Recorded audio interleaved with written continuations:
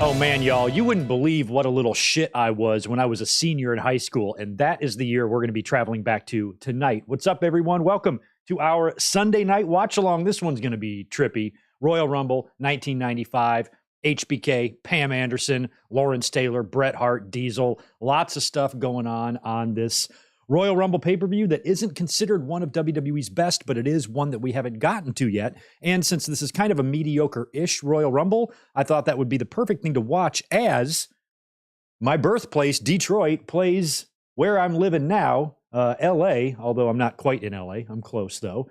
And Stafford and Goff one-on-one in the playoffs. Detroit has got a playoff game at home. Look at Ford Field. That is incredible. So we're going to be eyeballing the football game. We're going to be watching Royal Rumble 1995. We're going to be having a blast. It's a little bit of a chilly night here in San Diego, so I've got my candles lit on my shelf. I've got the heat on. I got my comfy pants on right here. See those?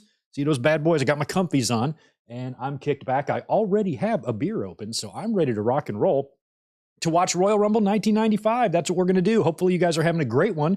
I tried to come up here a couple of minutes early so we could shoot the shit a little bit before we get started, because yesterday after the podcast, there was a big old day in wrestling outside of WWE with AEW Collision, Battle of the Belts, and TNA Hard to Kill, and New Japan had the Battle in the Valley show as well. So we saw Jack Perry show up there. We saw Dana Brooke and Dolph Ziggler show up in TNA. And I think Collision and Battle of the Belts were pretty good. From what I understand, that tag match involving Jericho was a trip. I haven't seen it yet, but yesterday was a big night and a lot of things happened. So we're going to be up here this week to talk about that. I don't think I'm going to be able to wait all the way to next Saturday for the Winged Eagle. I'm going to have to give you guys a midweek podcast, and that will probably be coming on Tuesday. So just keep that in mind, because we will not be here tomorrow night for a Raw review, because I'm going to have my sister and my brother-in-law and my little niece over for dinner. I'm going to cook us some fried rice. We're going to chill out, hang out, have a good time. So I'm going to be missing Raw tomorrow night. But we're here now to watch Rumble 95. Like I said, we're going to eyeball the playoff game. We're going to hang out, shoot the shit. I love Sundays because I'm off.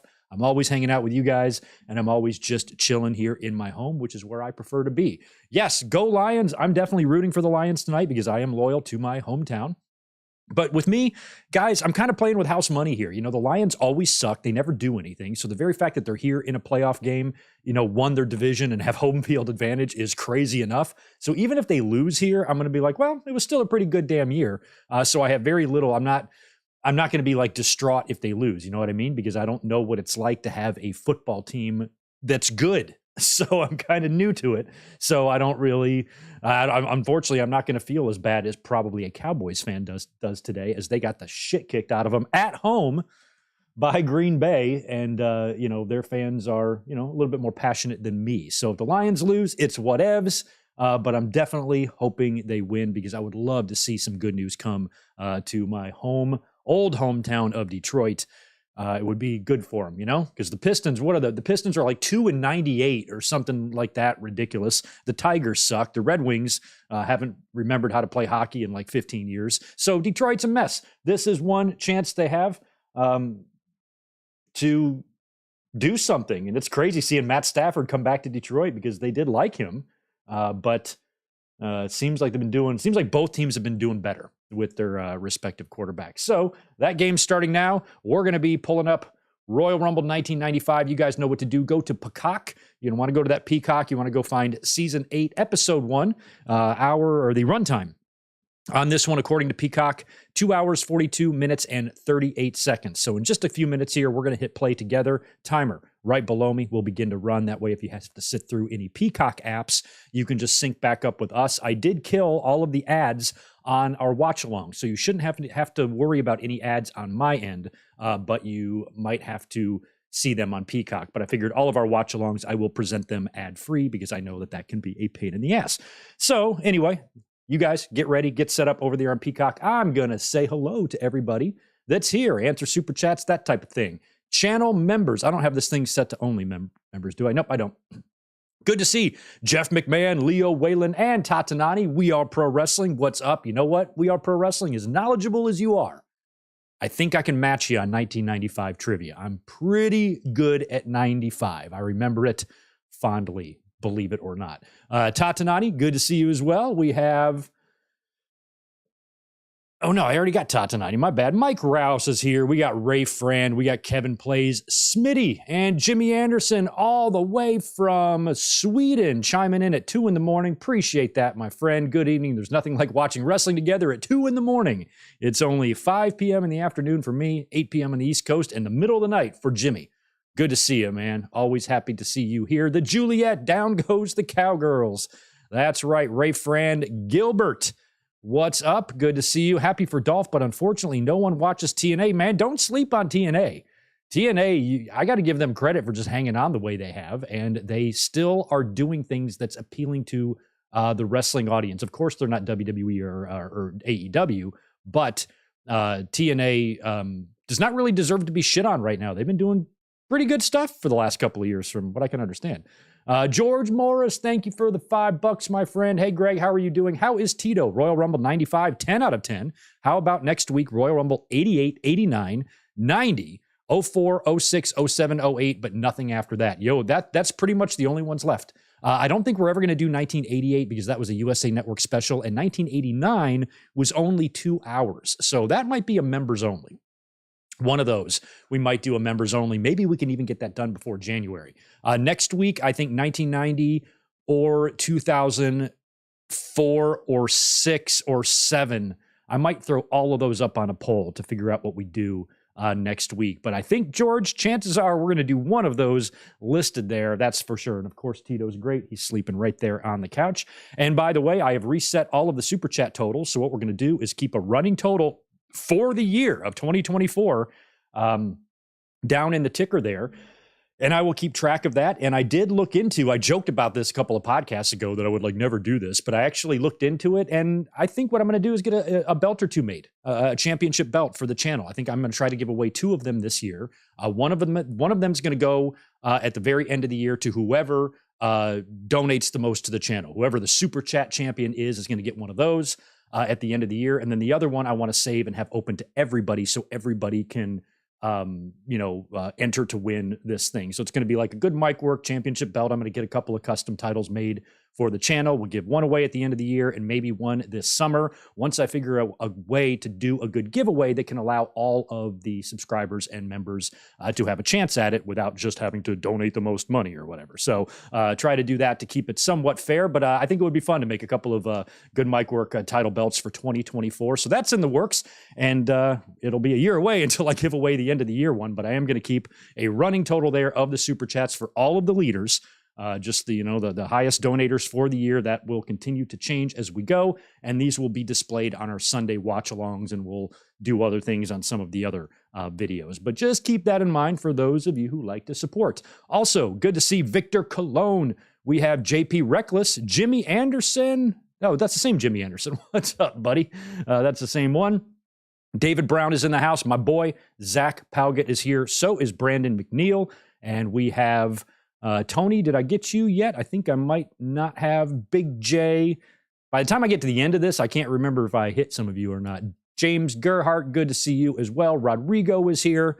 Right on. Okay, so I think that does it for most of the shout outs there. Do me a favor, smash that thumbs up button for me. Try to get these likes up if you don't mind. I think everybody watching this is a subscriber, but in case you're not, that button's right there. It's like right there. Just one of those, help me out. So cheers to you. Happy Sunday. Hopefully you've got your Royal Rumble 1995 queued up and ready to go. And we're about to hit play. I saw that Ash by Elegance. Chin up, ass out, watch for the boot.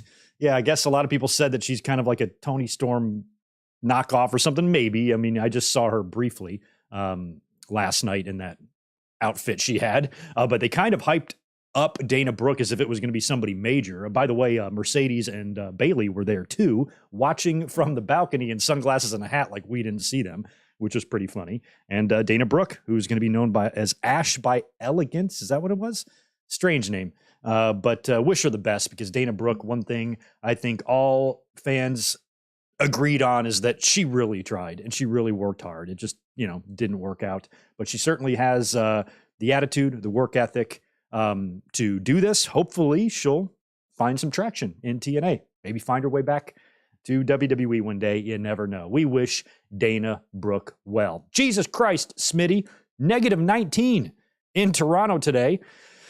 Jesus, that's -2 Fahrenheit. Man, it is, what's the temperature here? It is 58 degrees. So it's a little chilly for us here in San Diego, but my windows are closed. It's warm in here. Got my candles lit. Got my comfies on. But -19, that's just downright evil. -50 wind chill. I mean, Jesus Christ, Iowa. Oh my God, I don't know how you guys do it. I mean, it got down to 42 degrees last night, and I was like whining about it. It was so funny. So I need to shut my mouth because you guys are dealing with a lot worse stuff than I am. Well, I am queued up. I'm all good to go here on the Royal Rumble. So let me just get my fingers ready on the timer. You guys know what to do. We're going to do a 3, 2, 1 play type of deal. And it's going to start. We're probably going to be starting at the exact same time that this kickoff does on the football game. So let's try to get this pay-per-view started before it kicks off so we're not doing it at the same time. All right. I'm queued up and ready to rock if you guys are. Here we go. Royal Rumble in 1995. 3, 2, 1, play. All right. We good. We good. All right. Oh, man. I remember when I did a review on this just a couple of years ago. This is ridiculous. Watch what happens here. Look at Dink. Look at these thirsty carny wrestlers. Ooh, she gets music too. Pamela. Look at Mabel. Look at Well Done, the Bushwhackers, Tatanka, Henry Godwin. This is ridiculous. Imagine getting out of the limo, Quang. And I love that her dressing room is in the garage. You notice that? She pulled right up in a car, got out, and went in that door. They gave Pamela Anderson the broom closet as her dressing room. It's pretty fucked up. You'd think she'd be deep into the arena, maybe upstairs, a little green room. Skittles with all the yellow ones taken out, that type of thing.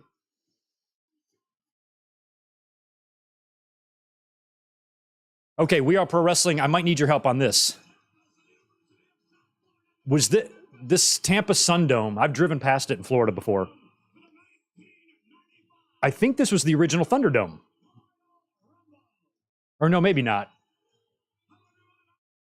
WWE did something in this arena around the time of the pandemic. I just don't remember what. Help me, We Are Pro Wrestling. Help me. Vince and Lawler. Erwin R. Shyster versus the Phenom. Ooh, we got kickoff on the game at the same time Vince is running through the card. What do we watch?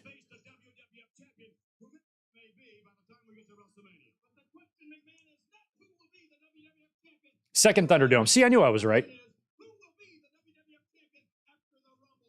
Was there a third Thunderdome? I thought they also went to Orlando.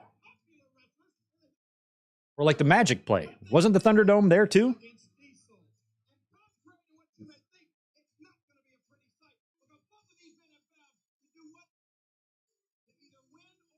I like this arena too because it's not huge. Feels like it only seats about 10. Oh, man. Razor Ramone, man. He went on a string of 3 consecutive Rumbles there where he defended the Intercontinental title. And basically lost it at all 3. He even lost it to IRS in 94, but like there was a referee reversal or reversal of a decision or something. Forgot what happened. And then Goldust and Jarrett would knock him off too. All right, Lions have the ball.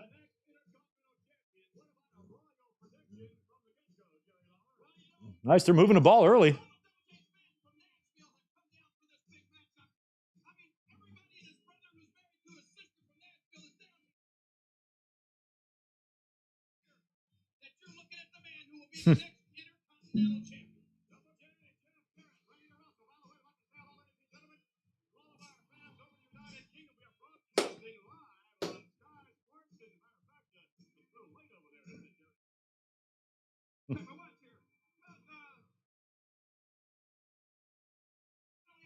Jolly old England.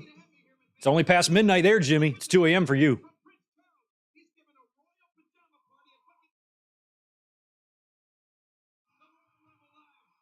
Razor. Yeah, I mean, it was crazy how he never was in a Rumble match. Worked with Bret in 94. Irwin in Bret in 93, Irwin in 94, Jarrett 95, Goldie in 96, and the fake Razor was in the Royal Rumble in 97. I think the following year, remember we watched 96 recently, and or I guess we watched 96 last year. It's been a year, not recently. But Razor, he ran in and ran into the Rumble match during the Rumble, so I guess that kind of counts. Oh, so good to see my boy, How Wheezy here. Welcome, man. Good to see you. Shoot, brother. I always catch up on all your videos. Keep up the great work. I'm trying to keep up. I don't want to know if my work is great. It's just work. But I try to keep it up.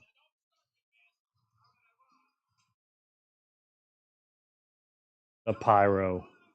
One of my favorite times with the Pyro was he faced Sid on Raw, and Sid dove through the Pyro to attack Razor.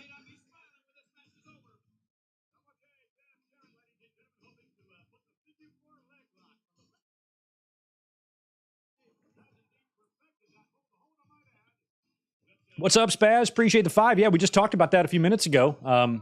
Big night at Hard to Kill last night with Dana Brooke and Ziggler there, and Sasha and Bayley hanging out in the rafters. Good for them. I'm happy Dolph's doing this. Mustafa Ali, who'd he challenge? He challenged, I think, Tanahashi to like a Chicago show coming up. Very cool to see wrestling outside of WWE and AEW thriving. Little promotions need love too.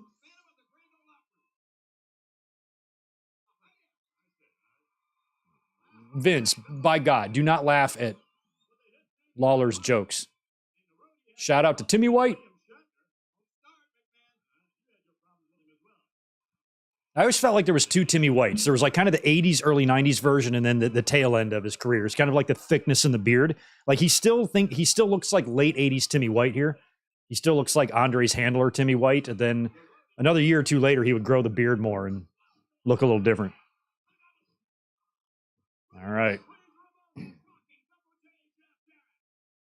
Yeah, check out Spaz Phoenix's channel, too, for his full thoughts on all those TNA happenings last night. It's crazy to call him TNA again.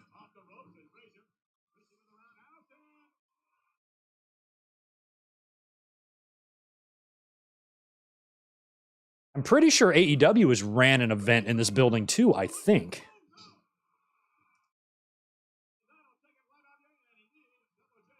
Lions in the red zone. Oh, shit, they're moving hard. There they go. Oh, come on.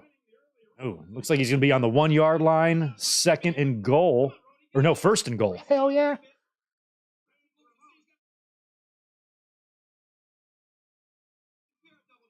Yeah, I saw Jack Perry tearing up his AEW contract, but Jack Perry still works for AEW, but I do like it. It would make more sense than him just showing back up in AEW because they can play into the suspended angle and stuff. So it's probably smart. It's the best way they could kind of acknowledge what happened without directly acknowledging what happened, you know? I'm glad that Jack Perry did that and he wasn't like the devil or something. This is way better.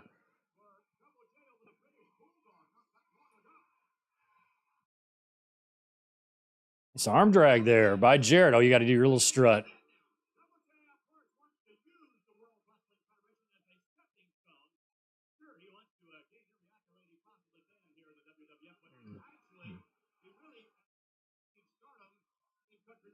It just makes no. He's going to use the World Wrestling Federation as a stepping stone to country music. That's like using NASCAR to be a stepping stone to be an astronaut. Like, what the fuck? One doesn't have anything to do with the other. Did they score? They did. Lions up. Fuck it. Go for 2. Go up 8-0. Just blow them out.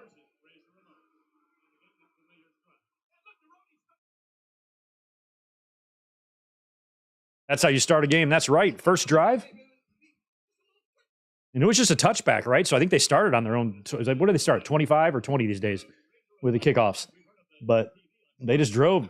Had to have been 75 or 80 yards. Hells yeah.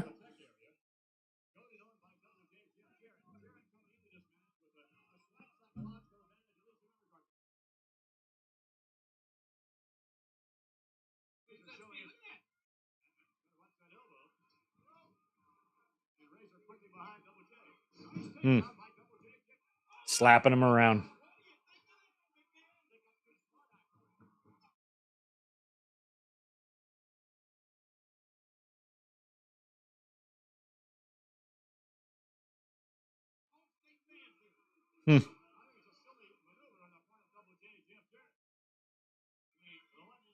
Yeah, I kind of agree, Ramone. Yellow wasn't my favorite. I like the green. I like the red. I think he even had like a gold version, which wasn't bad. But this mustard yellow looks like shit. Looks like mustard.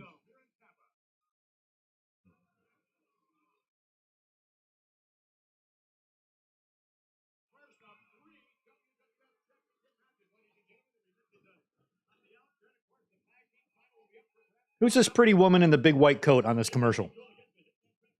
I like her. I don't know who she is. There goes Jarrett. I remember at the time, too, you just knew, even before the Rumble, in my head, I was like, Razor's going to lose the title. You could just feel it, you know? So he's going to lose to Jarrett.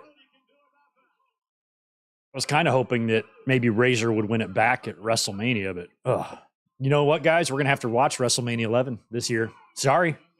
We have to. We're going to watch WrestleMania 2 and 11, so buckle up. And we'll be starting that probably right after this year's Royal Rumble, just a couple weeks. We're going to start watching WrestleManias. We got to bust out 2. We got to bust out 11. We might have to bust out 9. We might have to do all the bad ones.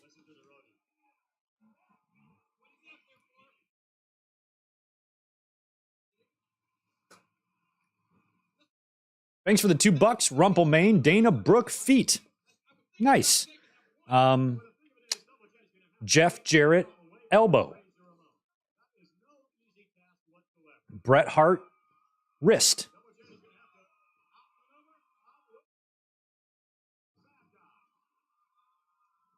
Chris Stratus, knee. What else y'all got? I think the game is name a wrestler and then a body part. So let's do, maybe next we can do Hulk Hogan, hip.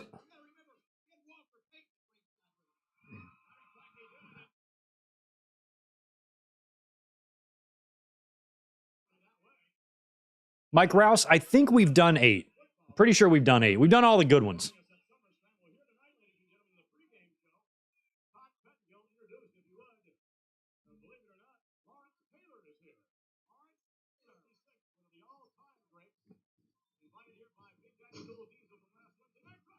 Appreciate the $2, Wapatapa. Didn't you confuse me with a super chat like last week or something? With some sentence I didn't understand? Yalagasanem. Sometimes y'all just get me money to tell me gibberish. I wish I could respond to you, Wapatapa. Another thing you have to remember, too, if you say anything in a chat that's like slang or something that young people say, I'm not going to get it. I'm a complete idiot when it comes to that stuff, so you got to speak slowly for me.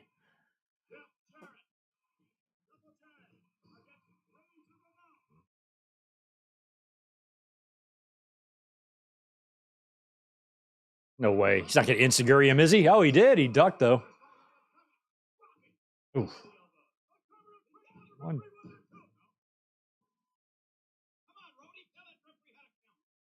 Yeah, tell that referee how to count. Stupid ass. Rhodey. Okay, we're looking all right. We're looking all right. Becky knows. There you go. Kevin Nash quads. What a fun game that is.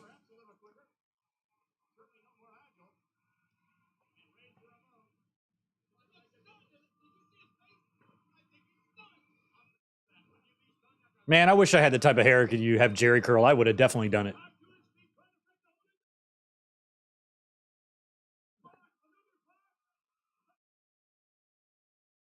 Backslide.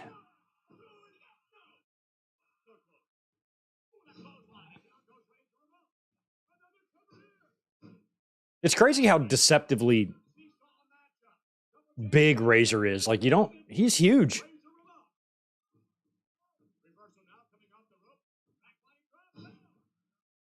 He's definitely on my list of guys that I think definitely could have been world champion in terms of his look and ring ability. He had kind of all that. Great look, size, presence, He was really good in the ring. He's underrated in the ring. Scott Hall's always been a tremendous wrestler. And he can talk. Maybe not as good as like Ric Flair or something, but he can talk. Even without the accent, he was pretty decent. I think the only one to blame for Scott Hall never been a world champion is Scott Hall.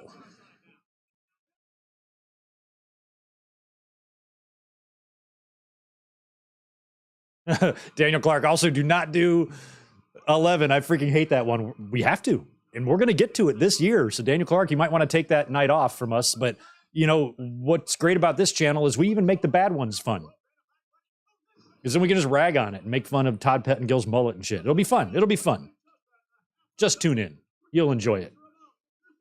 Thanks for the $2. Yeet, Daniel Malcolm. See, that I understand because it's on a t-shirt and it's in wrestling.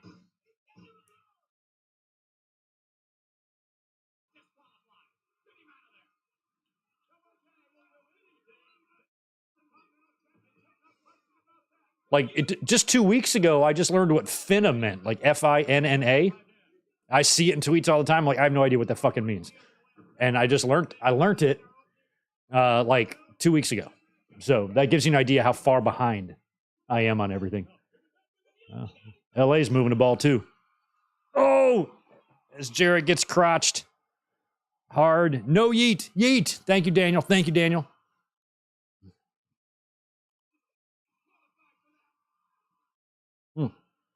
That's my first look there at Lawrence Taylor, who's at ringside.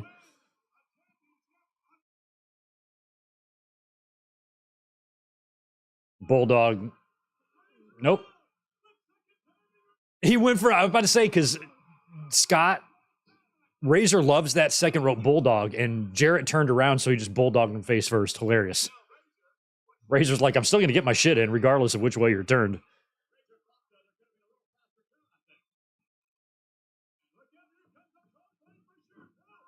God, he went way over. Jeez.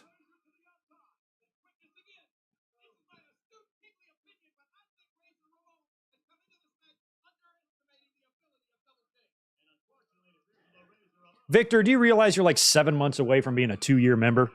I got to update that video. Jesus Christ. Sorry, I'm the world's worst procrastinator. As the roadie takes out...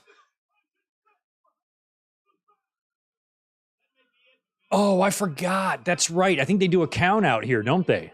And then Razor like wants to fight anyway, right? Is that what they do? It's so 1995. This is like Bret Hart when he got the victory over 1-2-3 Kid and he didn't want it. And we got a count out. Jeff Jarrett wins via count out. Victor, appreciate that from earlier. Wasn't WrestleMania 2 the debut of the Blue Bar Steel Cage? And did you do WrestleMania 1? Not yet. And we'll do a watch along WrestleMania 1 and the WrestleMania that started it all. Yeah, I thought about we're gonna do WrestleMania 1 at some point. Not sure if we'll get to it this year, but we're gonna get to it. Jarrett wants the mic here. He's gonna say, "Oh hell no."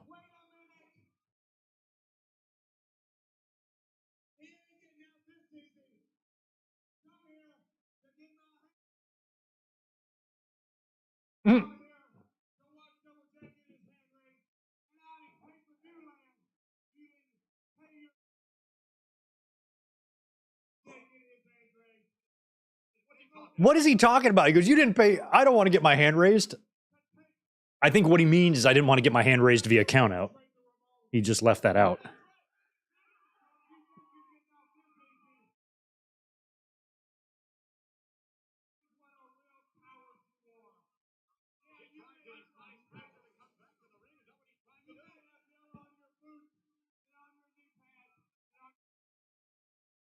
These people didn't pay all this money to see me get my hand raised? Yeah, you're actually right, Jeff. We didn't. I ordered this amount of pay-per-view. I didn't pay my money to watch him win the title.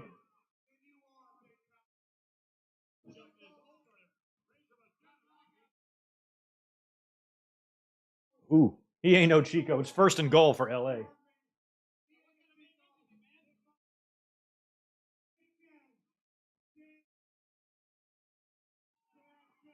Check in. Check in. I totally forgot. We have this bad boy. Right here.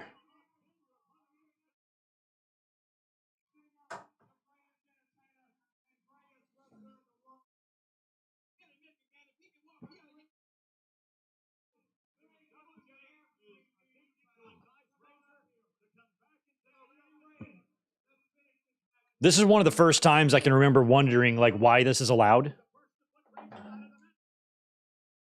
Kind of like WrestleMania 9. Mr. Fuji's like, come in the ring right now. My Yokozuna put his title on the line. I'm like, how's that legal? Don't you need a contract or something?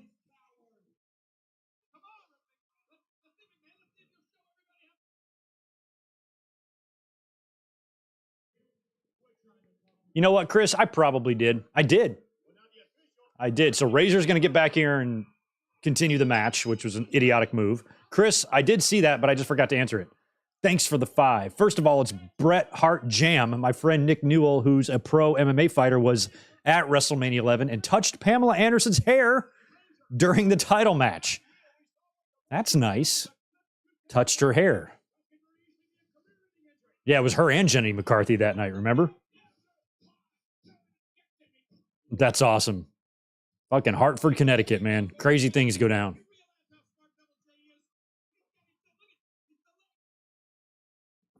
All right, so now Razor's basically got to wrestle this match on one leg because the heel goaded him into fighting.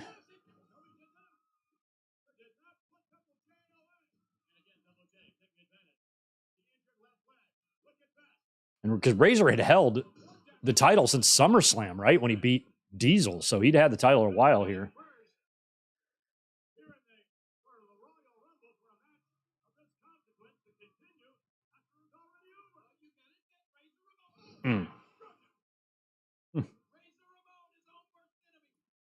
I like the 2 white marks on Razor's legs from where on his ass from where he tans.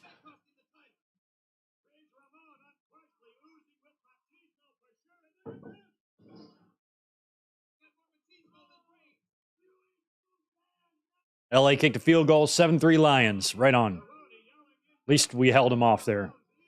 Stopped him from getting a touchdown.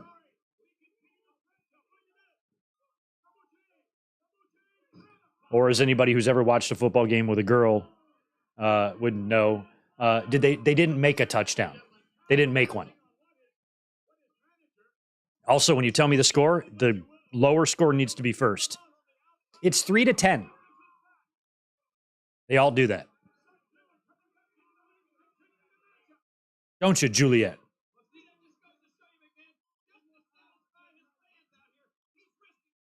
Oh, yeah, I was about to say, Razor's going to kick his ass right over the top rope. He did, too.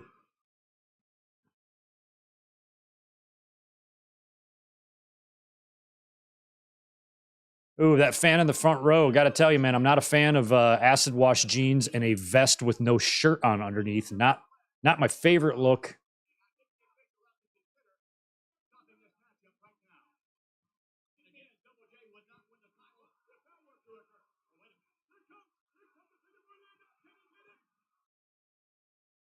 Ramone, you talked to Ahmed Johnson on the phone today. All right. Did you do all the talking? Did he talk back? I think it was probably pretty hard to understand him. We talked about Ahmed last week. I was all about him. I was so excited for him, and it just never panned out. Now we got a figure 4 here on Razor.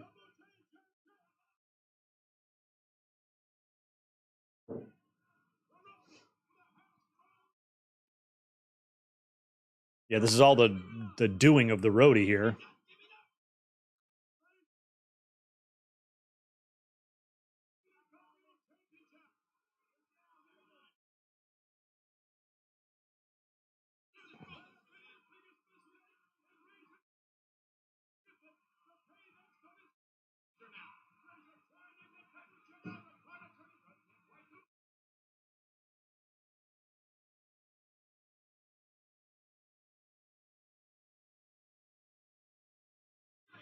Come on. Spin it. Ah.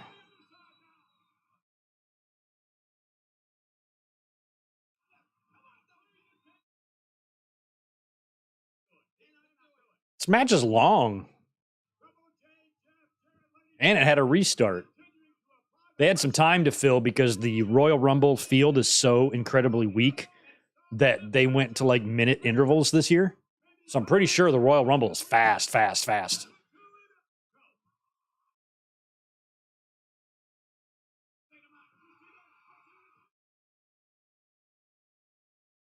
It's like it used to be every 2 minutes, and then as years went by, they had to shorten it due to the fact that they just didn't have a roster strong enough to warrant a 2 minute wait time in between shitty entrants. So they sped it up. Ooh. And then they'd spin it like, this is the fastest paced Royal Rumble. No, you just have shit talent. And that's all it is.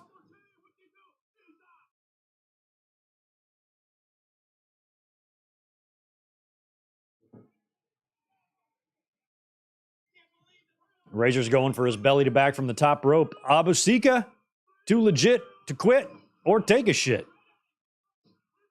Oh, kick out. I prefer, I mean, is that a question? Like, which one I'd prefer? I prefer to be too legit to quit.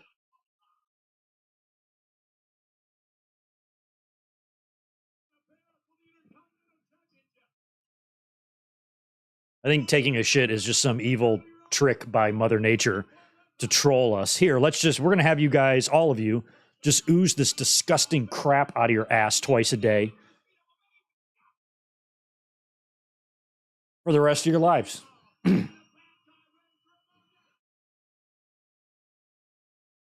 Whoever's programming the universe should have just programmed us to not have to do that, you know? I think they're just messing with us for their own enjoyment. Your Razor's Edge, and of course, he's going to have that knee buckle on him, ain't he? I don't even remember the finish, but I know that's got to be it, the way he's got him up right now. Watch. Oh, yep. Oh, my leg. Oh. Down he goes. Took 20 minutes to set that up. Inside cradle. And he got him. So Razor's leg just couldn't withstand the pressure of holding up Jarrett's weight. Buckled. Jarrett rolls him up, wins the title.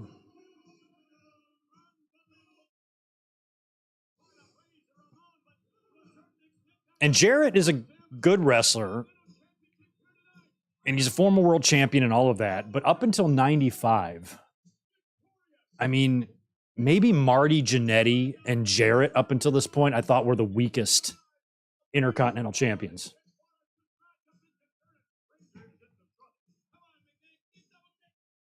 I think Jannetty and Jarrett were like the bottom of the barrel IC champs up until this point. And then it got really ridiculous in the 2000s, and I lost track. But in these early days, before the days of Ezekiel being IC champ and whatnot, I think Jarrett was by far one of the weaker ones.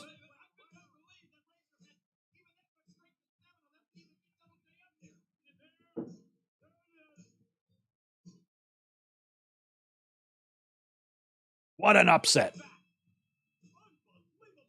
Yes, Victor, this is the last Rumble with no music. They would finally start that in 96.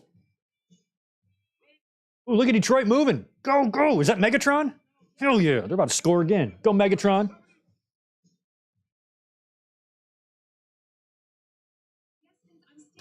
Oh, Stephanie Wyand. She was so weird.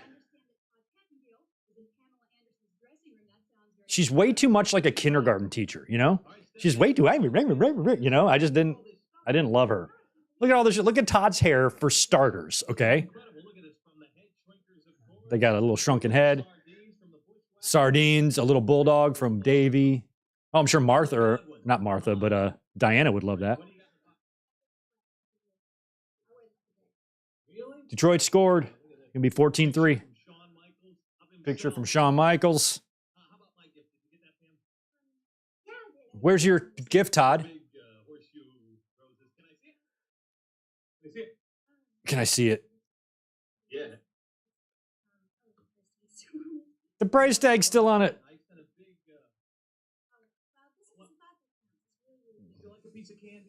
Jesus.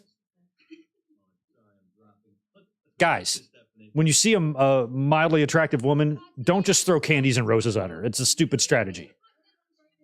She's just going to find you crazy.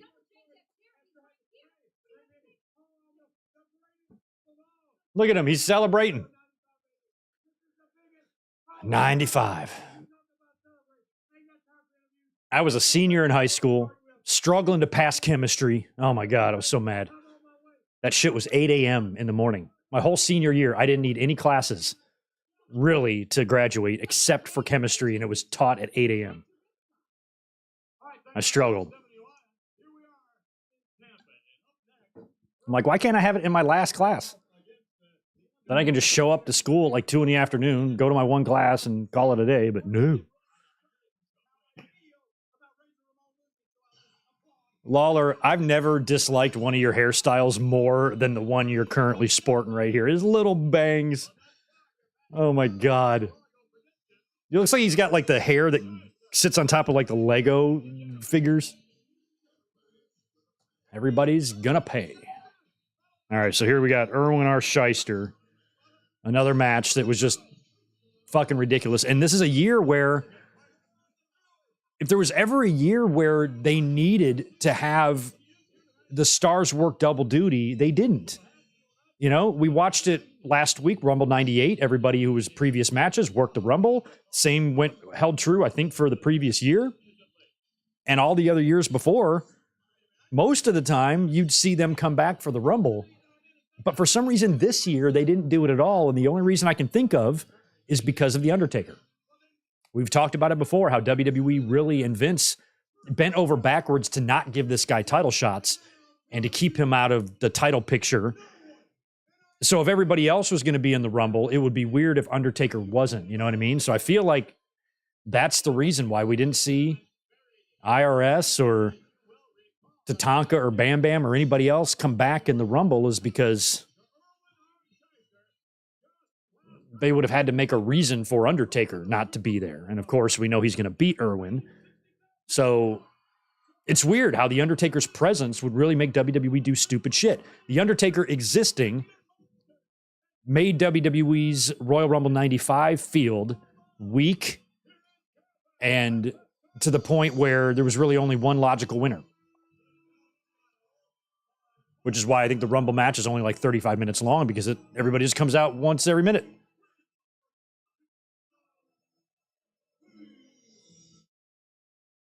Ramone, did I go to college? Yes, I went to college, but did not finish college because I didn't need to. I was making enough money doing what I was doing, and I had no desire to get a 9-to-5 or be in a cubicle or work in a bank or be a salesman or anything like that.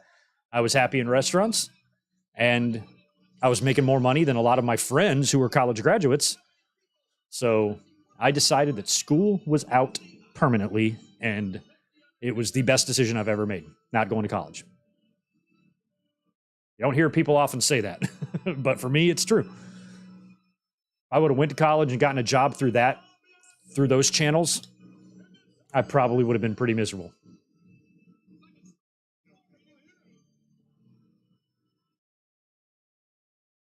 It's like a storm in here, McMahon.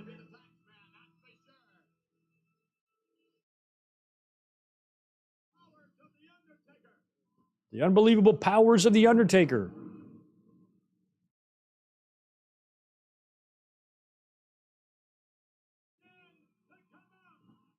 I do think that technically this place is a dome. I think it's got like a dome ceiling on it.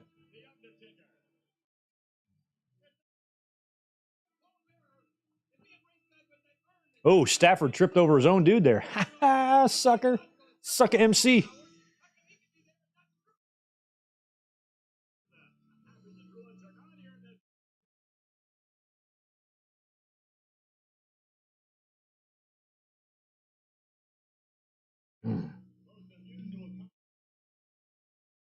Oh boy, $2,300 a week for a chef is pretty good.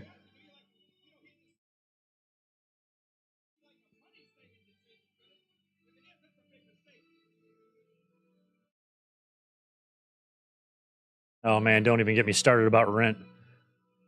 I'm living in a 5-bedroom house in San Diego, California. So just use your imagination there and what you think my rent might be. It's stupid. And it's kind of offensive. Once a month, I'm very upset.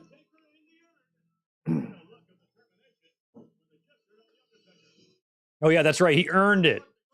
He earned it. It's another joke I've been saying in the that I stole from Bobby Heenan. Oh, that I say in the restaurant business, because in most restaurants, you have a tea urn and the staff needs to brew tea. And I'll say, you brewed that tea the old-fashioned way. You earned it. Nobody gets it. I mean, they get it, but they don't know it's like a double thing.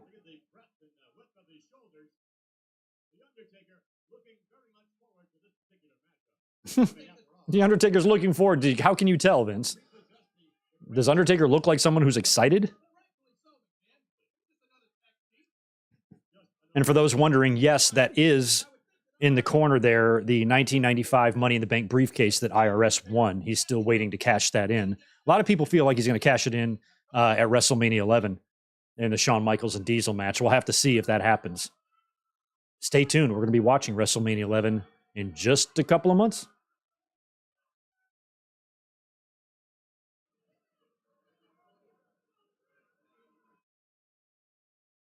Okay. A lot of stalling here. The pay-per-view has time for this.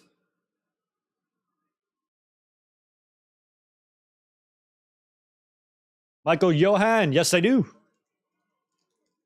I've been in the restaurant business for 31, count them, years. And it's been great. Ooh.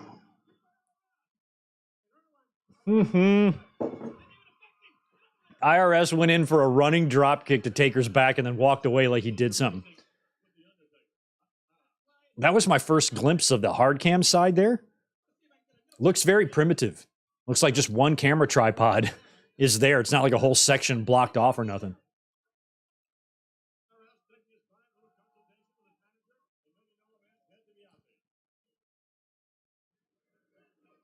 Yeah, Daniel, you're pretty close.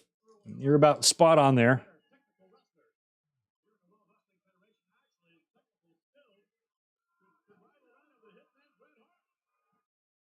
Mike Rouse, if my rent was $900, I'd be rich.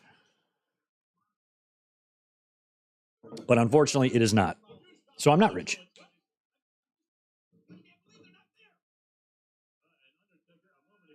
Don't we see the Druids? I think the Druids make an appearance in this match, too. This is one of the more pointless Royal Rumble matches in history. Just a way to get Undertaker on the card. But also very pointless.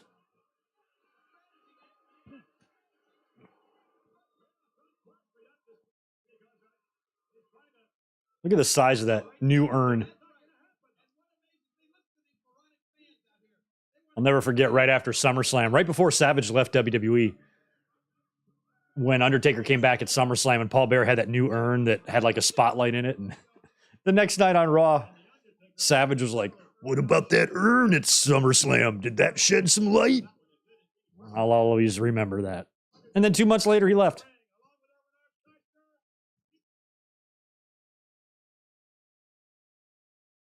Ooh, big boot to Shyster's face. He's a shyster.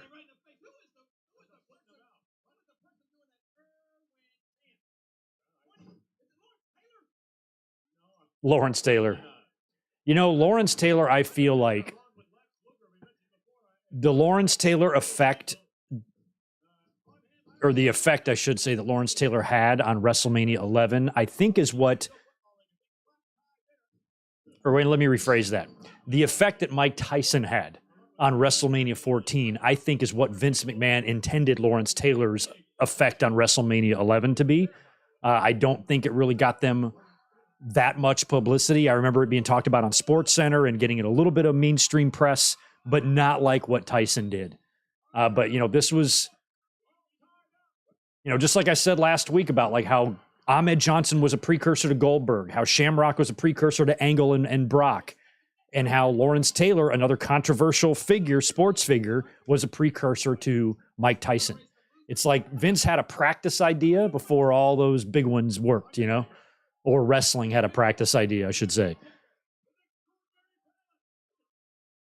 And WrestleMania 11 went down as one of the worst WrestleManias of all time, where WrestleMania 14 with Tyson was always viewed as a turning point for the WWE. And I think LA just scored. That looked like a long touchdown. How long was that? Yikes. 6 plays, 72 yards. He just hit his own partner. Way to go, Irwin. Look at that guy in the front row with the vest. I just can't get over it. Oh, look at there. Dissension in the ranks. You guys can't wrestle. $1 Million Man's retired.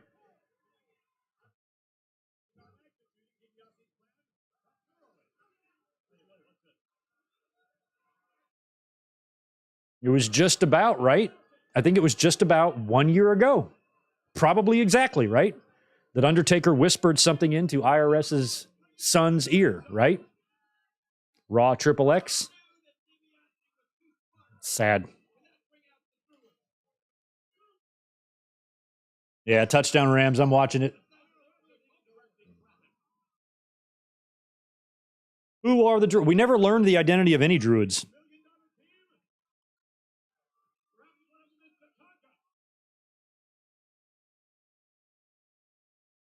Do we still have creatures of the night that sit at ringside? How does one get to become a creature of the night? Is there a waiting list?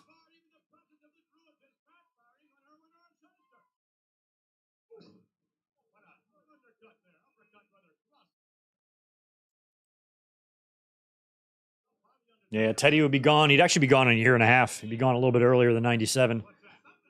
That strap match. What's he doing, Druid? The Druid's the Ultimate Warrior. Druid is Ultimate Warrior confirmed.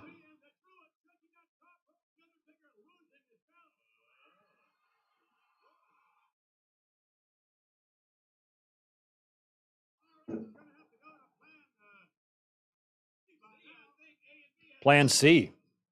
We're already on Plan C already for Irwin?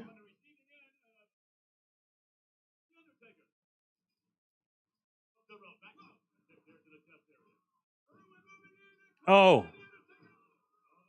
Yeah, right there by the Druids. The Druids look like KKK guys. Like fucking... The Druids.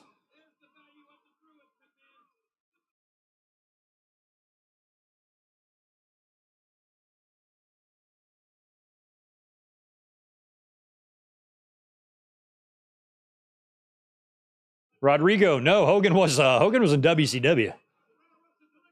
What would their January 95 pay-per-view would have been? Or what would it have been? I guess they didn't do one in January. Super Brawl will be in February, so Hogan was probably working Super Brawl or something. The Druids attacked Taker, and they got him in there. This match is way too competitive for you, Undertaker. You should be mopping the floor with Irwin. But yeah, here you sit struggling with him. Got my can opener. I'll be right back.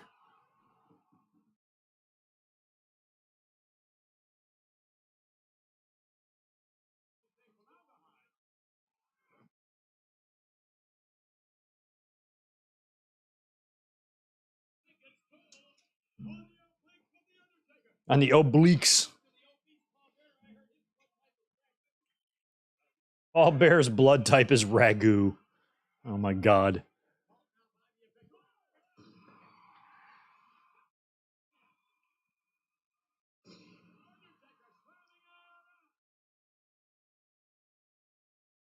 Missed. Missed.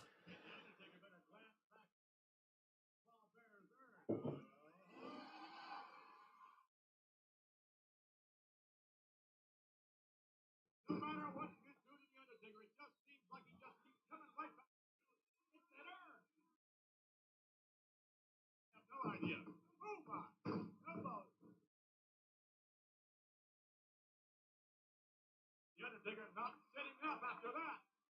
IRS, along with the help of the Druids, wearing down the Jarrett drops the elbow. Big elbow.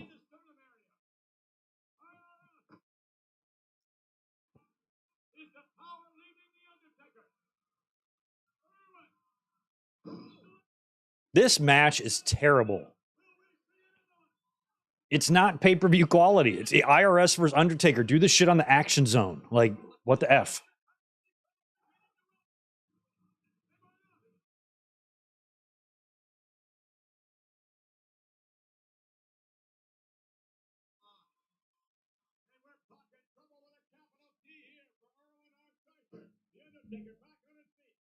Damn, did he catch that ball? Holy shit, that was a laser by...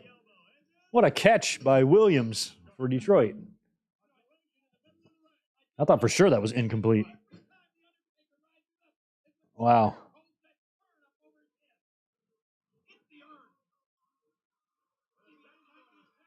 Okay, we got a Druid in the ring, and he's a tall-ass Druid, too. Somebody say that might be a Harris twin? He might be. Pfft. So stupid. Just end this already. Yeah, that Druid is very tall.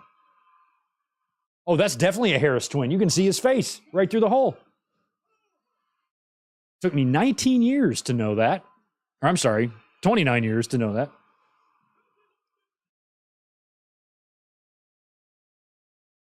that. Please tombstone him. He's kicking the Druids off the... So fucking stupid. Oh, and now Undertaker's back down.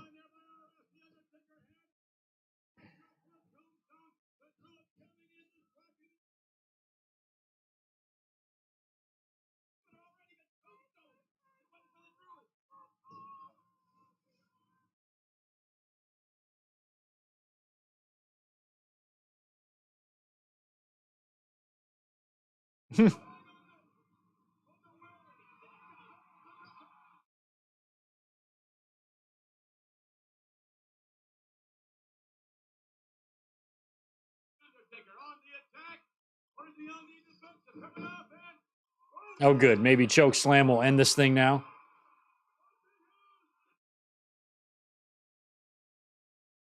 Oh, that's it? Weird. Weird match. Stupid match. Boring match. It's all this was a showcase for The Undertaker. Get him on pay-per-view, do the music, do the lights. Vince puts him over.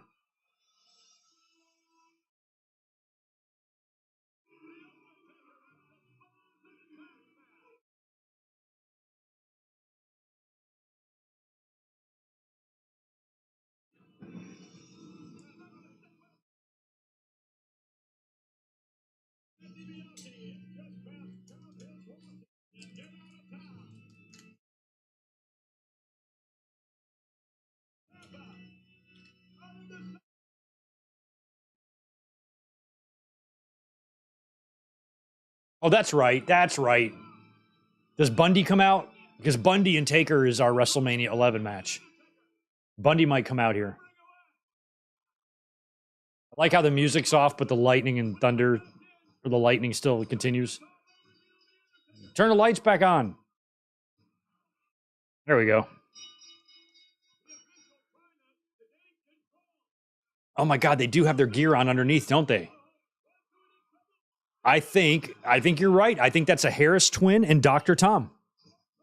That's who the Druids are. Whoever said that in the chat. Oh, We Are Pro Wrestling did. Definitely looks like both. Oh, here's Bundy. It would just come back in. Bundy is a lot like Hogan. Eyebrow Bundy and no eyebrow Bundy. And Hogan was blonde eyebrow and dark eyebrow. Oh, come on. Oh, there goes the lid. Fell off the urn. No ashes in it, I guess. You suck, man.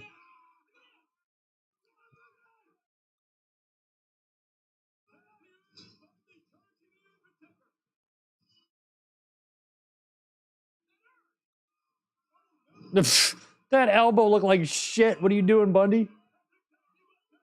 I swear, it would have been much more affected. Ooh. Much more effective if they would have shaved Bundy's eyebrows. Jeez.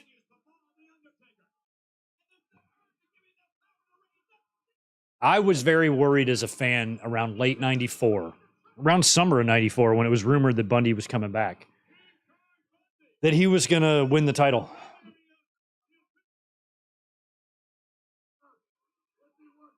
I remember reading Vic Venom's like little shit in the magazine, which was Vince Russo.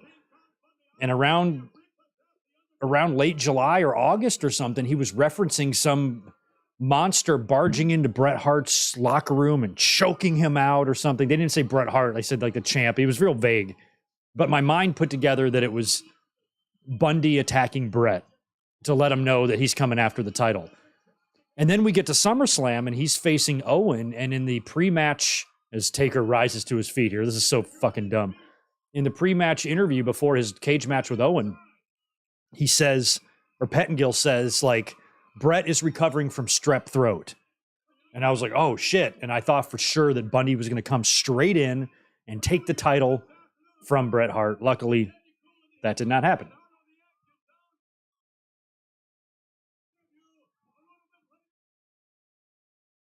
Bob Backlund did it instead, which was, oh, look at this. Look at Diesel.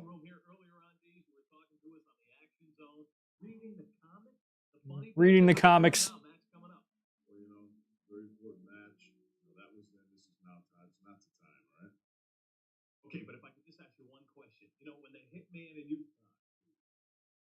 Todd, please, not now. I'm preparing for a match. Can't you see I'm tying my wrist tape right now? Bret's like, I'm doing my wrist tape too, man. Stop bothering me. The Action Zone. Oh, I missed the Action Zone. I want the Action Zone back. Did Detroit just score again? They did. Let's talk about it. What's there to talk about? I lost the title, Survivor Series. I've thought about ever since. From that day on to right now, this as the clock ticks closer to the match, is all I've thought about is winning back that title. I'm gonna win back that title. I don't care what anybody thinks. I don't care if anybody care. I know people like Diesel. Hey, I like Diesel. But this is business. This is war, and I want the title back. Speaking about Diesel, the jackknife, we talked about it a little bit. Bret Hart's like, I like Diesel. I'm like, just 7 months ago, you were wrestling at King of the Ring. I'll cross that road when I get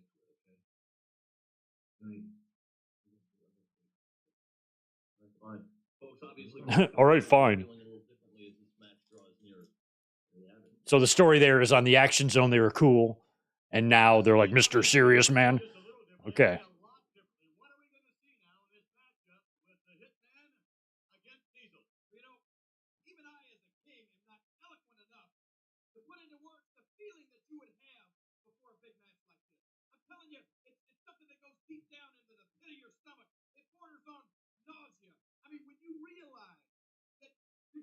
Away from the biggest match of your life. The feeling is indescribable. And earlier today, these guys were trying to out-cool each other. Well, now, that's right. Now it's time. Now they're both feeling the anticipation and the tremendous pressure. The feeling is unbelievable. With that in mind, let's go to our regular. Wow. All right. This match is next. All right. 1995 Bret.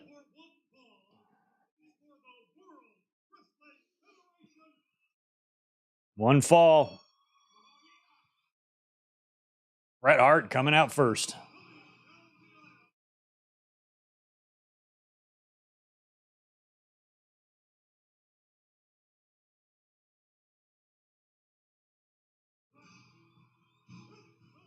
I'm just taking it in. Don't mind me.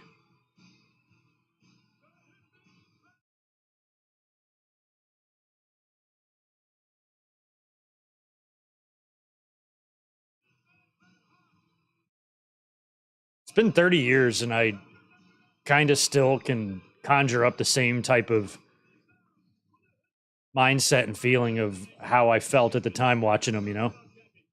Like, I remember this. I remember my room. I remember the way it smelled. I remember where I was sitting watching all this. It smelled good. Didn't smell bad. I've been lighting scented candles since high school.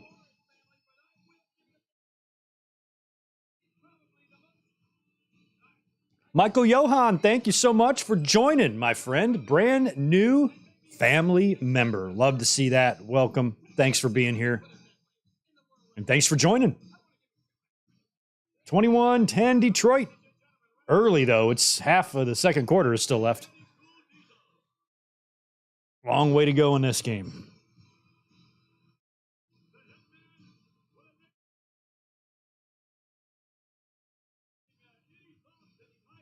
That's right. The previous Raw was Bret's return to the ring where he faced Jeff Jarrett.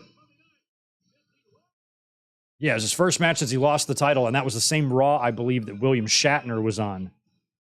Or the same Raw taping that William Shatner was on.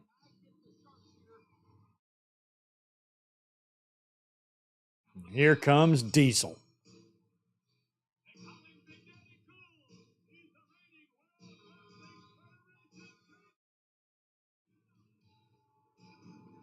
That's cool. Like, they would do that years later with Austin, like the glass shattering, but that truck driving right in there and shattering whatever that shit is, I think it's pretty awesome. Remember at one of the pay-per-views, like, it didn't break all the way on Austin, and you had to, like, come through half of it? This, I believe, or at least for me as a fan, this was the first time I ever heard this Diesel theme. And that scared me as a fan. Because watching this, I liked Diesel just fine, but I was a Bret guy. Oh, Diesel's going to go say hi to LT here.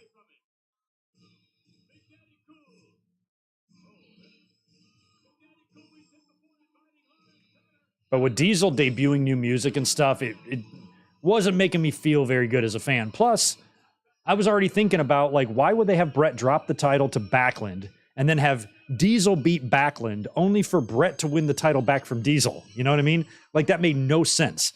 If Bret was going to be champion going into WrestleMania, he would just be champion until he just beat Bob Backlund at Survivor Series, and Diesel wouldn't be champ at all. Like, it made no sense to make Diesel a 2-month champion. So I was pretty confident going into this match, as big of a Bret Hart fan as I was, that he was not going to be regaining, I should say, the WWE title. And that made Greg very sad.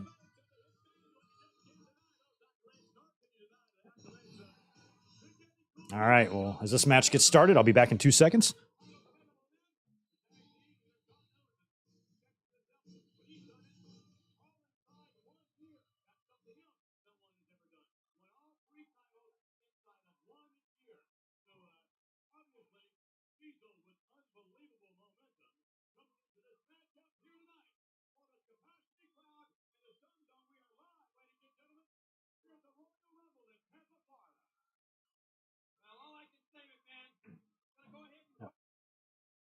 I was thinking that we were also, all of us were in a very exclusive club. I'd be willing to bet. Oh, little handshake there. I'd be willing to bet that nobody else in the world other than us were watching Undertaker versus IRS and Detroit versus LA at the same time. I think we're the only ones. Just us.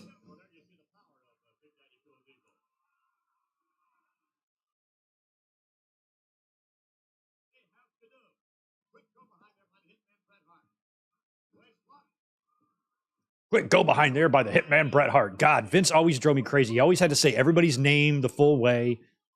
Once WCW started becoming competition for them, it was no longer WWF. It was World Wrestling Federation. Everything had to be World Wrestling Federation. Ooh, slugfest. This happened at the King of the Ring in '94. Did not go well for Bret.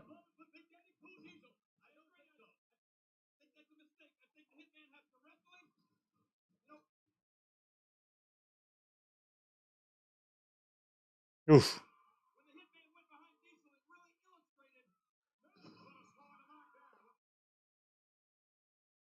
I really did like the trilogy between these guys because by the time they got to the Survivor Series match later on this year, they had 2 matches and there wasn't a winner declared in either one.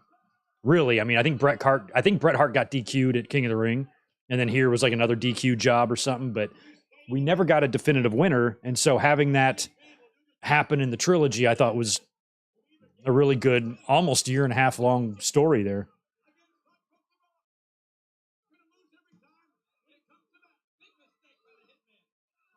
Daniel Malcolm also joining us today. Thank you so much, Daniel. Appreciate you being here as well. Welcome to the family. Can access some members only videos now, get a look at those. Members only polls, things like that.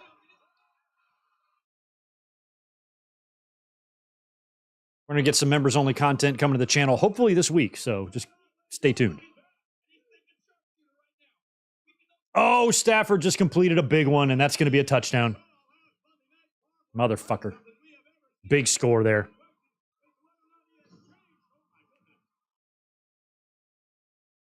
Yeah, so this is also after Bret lost the title to Backlund. Owen kind of turned his back on him.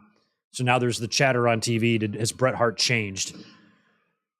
Really, all that meant was Bret was just a little angrier and was going to take a few more liberties in his matches, which he would here. And then he really would at Survivor Series. Bret got fucked over, man. At Survivor Series 94.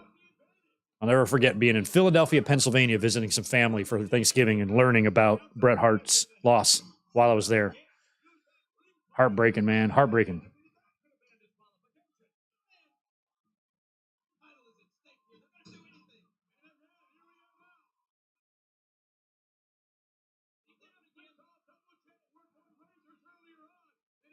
Ooh.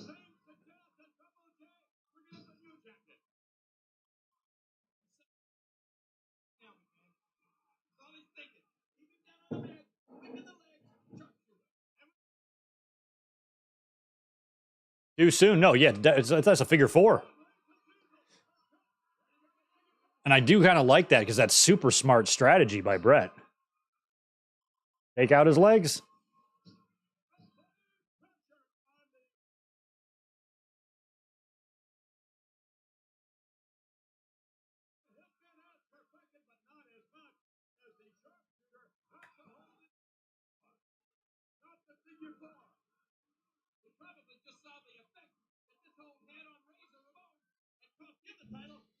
That's right. They did bring Crush. Well, Crush was kind of already disappeared from the landscape a little bit in like 94, but then turned back up here for this Rumble.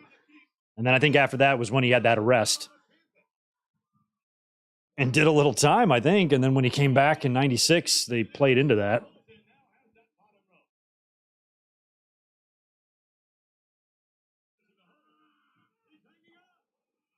Bret's hanging on. Look at Earl's like, what are you doing, Bret?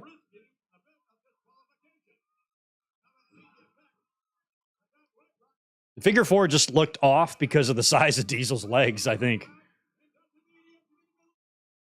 Michael, if you just go to my channel, I have all those playlists listed, latest content, reviews, watch-alongs, all that shit. Very bottom, whole strip of members-only stuff.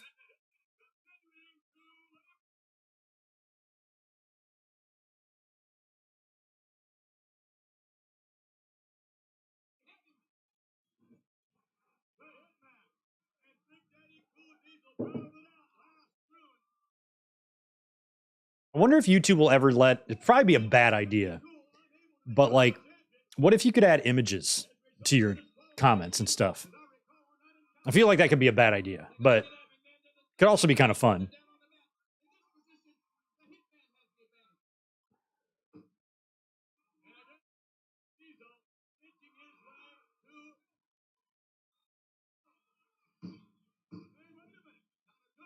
Yeah, Bret's got the good strategy working on the wheels, the stilts there of Big D. I did like Diesel's new music though. I hated the one he had before, just the truck and the horn. I always called Diesel's theme the Roseanne theme. It always reminded me of the Roseanne TV show theme song. So I always liked it. The babyface Diesel theme. I liked it.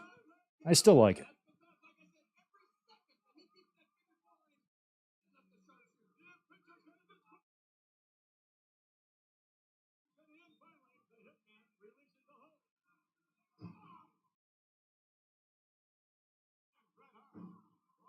Yo, We Are Pro Wrestling.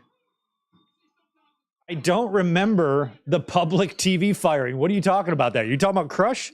Publicly fired on TV? What happened? What? I don't remember that.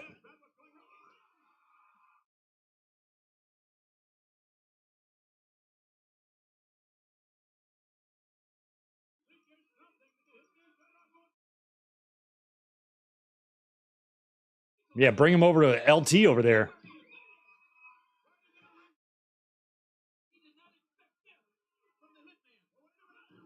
Oh, into the steps.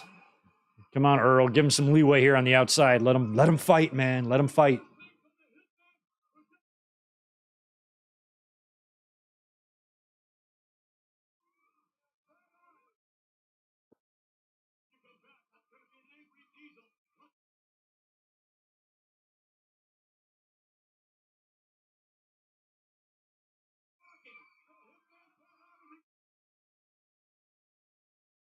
Bret flew right out.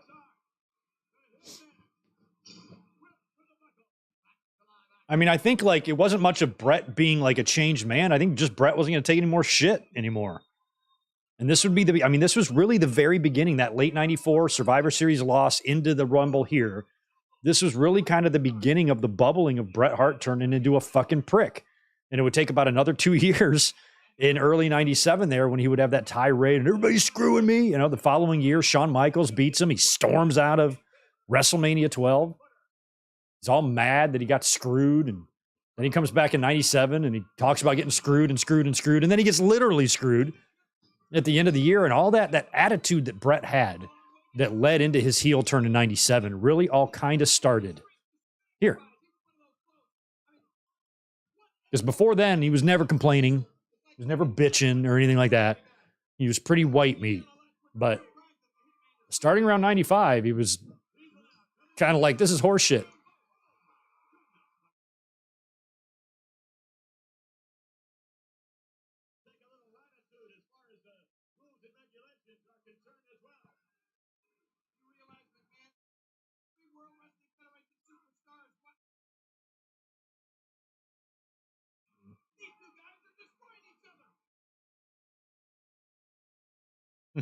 Dean Douglas and Waylon Mercy had potential.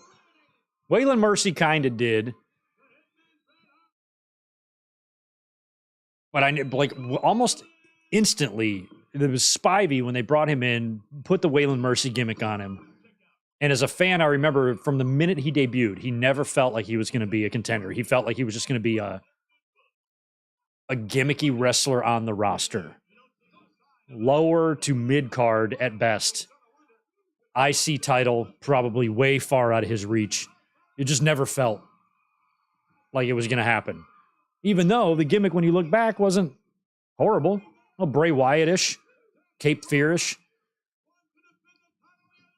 And I used to live right on the Cape Fear River, right there, Wilmington, North Carolina.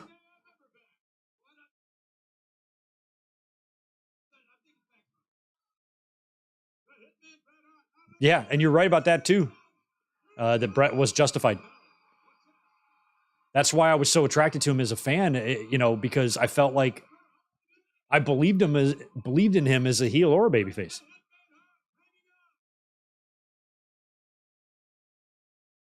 Man, that's a different kind of torture rack. That's a much better and more effective way I've always thought of executing a backbreaker. Submission is the way Diesel's doing it. Although it's probably a lot harder to do it that way.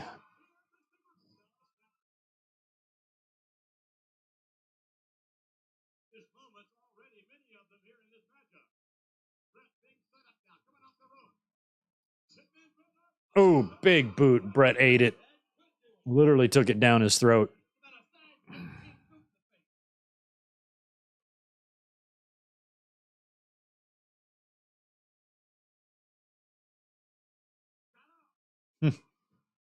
My friend just texted me, it's in quotes, so it must be a famous quote. If you are under the age of 65, you've only seen the Lions win one playoff game. And that's me. That was 1992.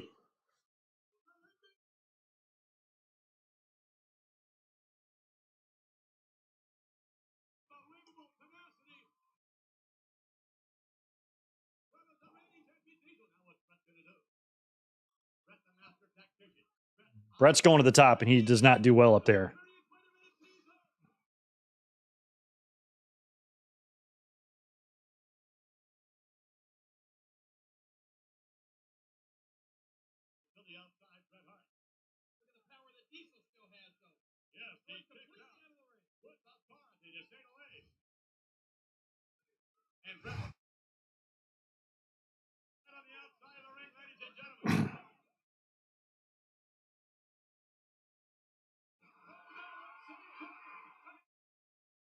Oh, what's he got? Oh, yeah. It wasn't until Survivor Series that he would get like the electrical cord. He's using his wrist tape here, tying up Diesel's feet. Smart.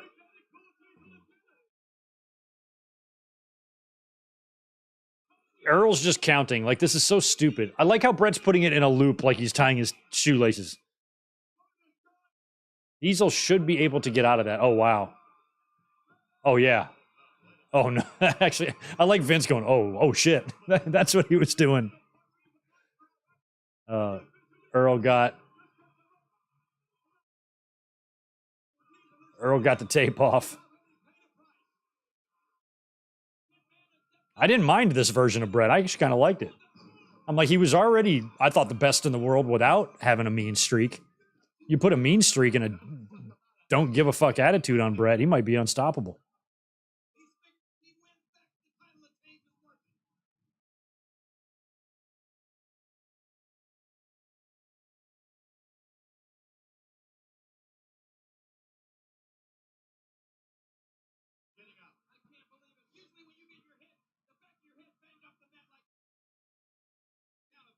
That was the biggest Bret Hart mark from about 90 to 97. That's 7 years there, that little chunk in the 90s. Every year.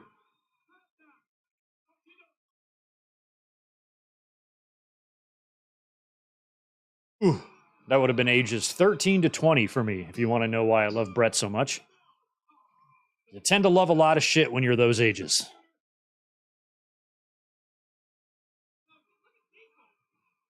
Look at Diesel. God. Bret is like the focus. Like, Bret isn't like really changing his strategy. He's like, fuck up his legs. That's what I'm going to do the whole match.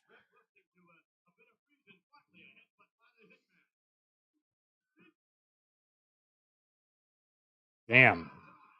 Diesel landed on his feet, though, Undertaker style. Is Bret going to do a dive? He is. Oh. Oh. Diesel being able to catch Bret like that after all the work Bret did on his legs.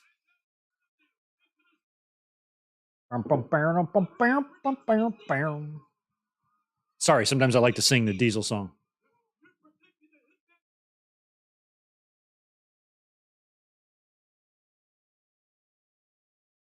Okay, wasn't there like a gnat flying around me last week? Is it the same one? Does he only show up for watch-alongs? I never see him any other time. It's got to be my pro light up there.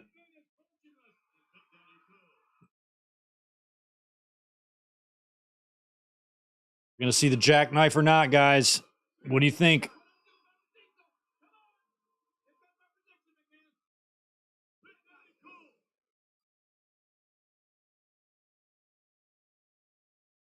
Jackknife coming up. Oh. Is he going to kick out? Somebody's going to run in. Shawn Michaels. I know a lot of people get involved here. I just didn't remember the order of the interference. Shawn comes in first, attacks Diesel before he's about to pin Bret, which I don't get.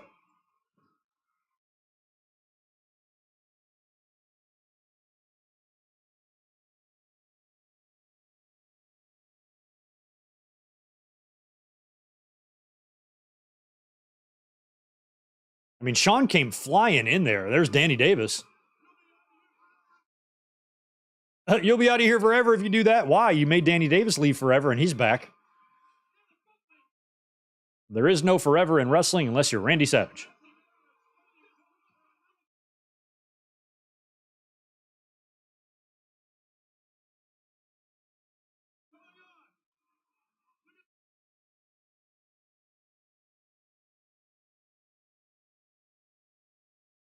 Must continue. Yeah.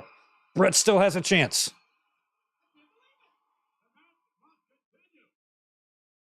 And he's going to start counting. All right. Earl's like, I want to see a winner.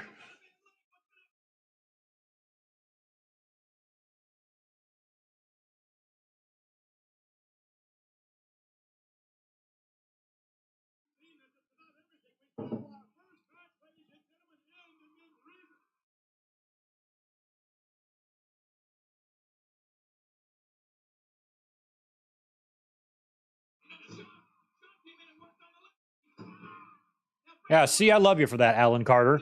Being able to point out positive moments in Bret's WCW career and run is nice because it's largely looked at as a failure, but he did a couple of things that wouldn't, in a vacuum, wouldn't be considered bad. And I always like it when someone will point that stuff out to me. Because there's still some hidden gems of Bret and WCW, but I was so mentally distraught after the screw job. I paid very little attention to Bret's WCW run because I was just kind of in shock that it all happened.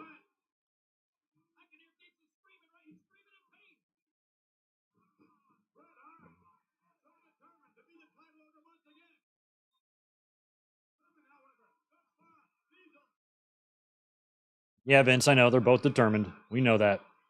We don't need you to tell us. But Bret's got another. That one's in snug. Like figure four's hurt. Like that's got to be super painful on Nash's knee there.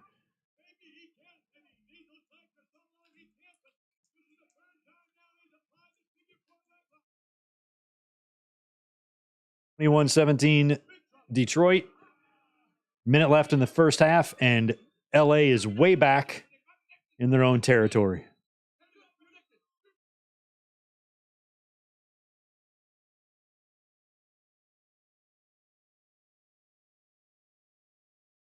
Yeah, Diesel he's so tall, he can reach punches from figure four position.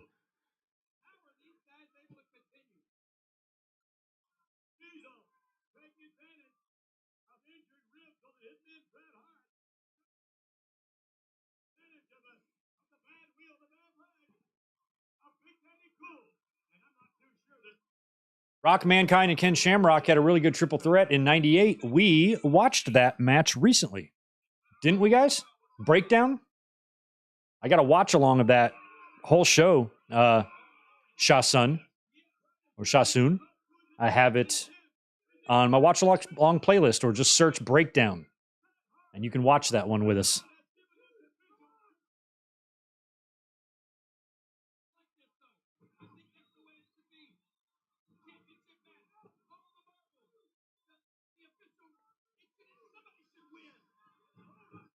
Ooh, Bret missed.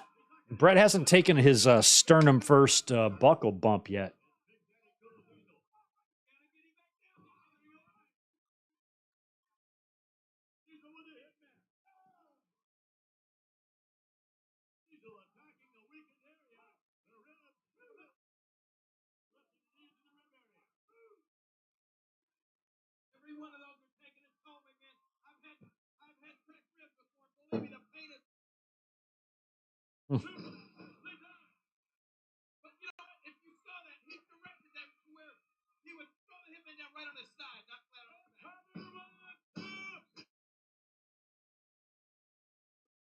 A lot of resilience by Bret Hart, y'all.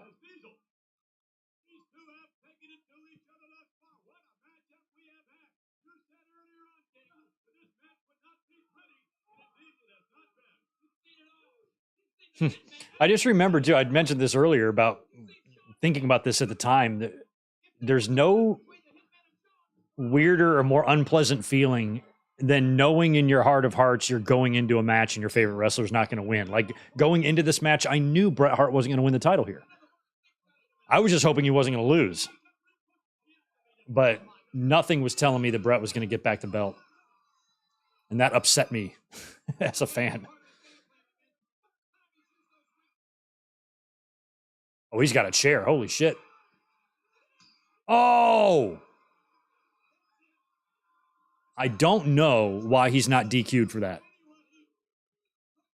I understand having a little bit of leeway if you're a referee, but if you just blatantly use a foreign object or a chair, that should be automatic. The fans are booing the Hitman. Sharpshooter, he's got it. So Diesel hit Bret with the jackknife, and now Bret's got the sharpshooter on Diesel. Here comes somebody. That's Owen.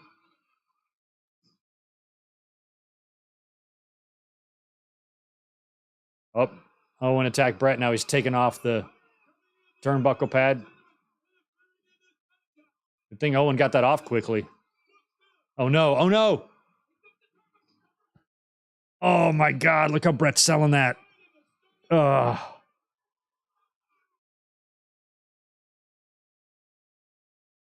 Fuck you, Owen Hart. Might be the only time you ever hear me say that. Fucking nugget asshole. Owen. Dastardly Owen. He is a nugget, y'all. He is. Big ass fat nugget.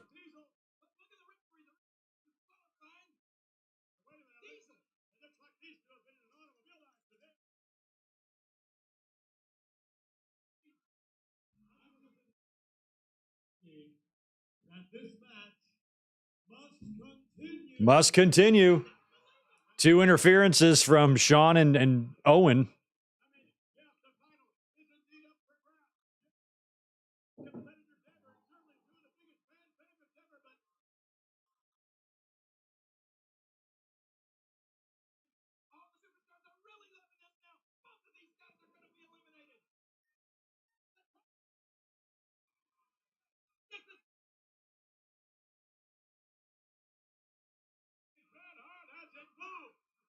Yeah, Bret Hart hasn't moved at all.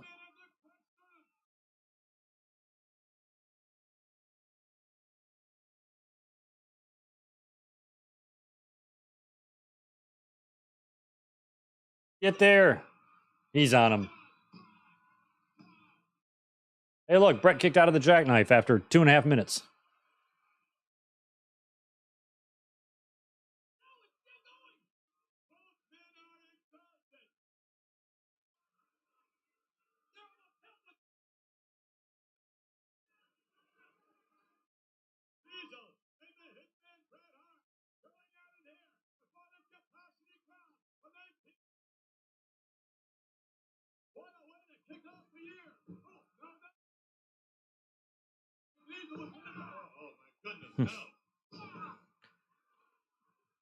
Oh, and he rammed Diesel's head.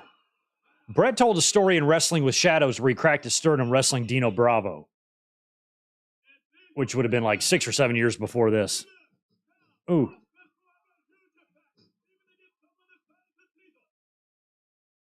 Right, wailing away here on Diesel's face. Ooh, look at it glitching out. Or is it just my computer doing that? Did y'all have little pixely things happening?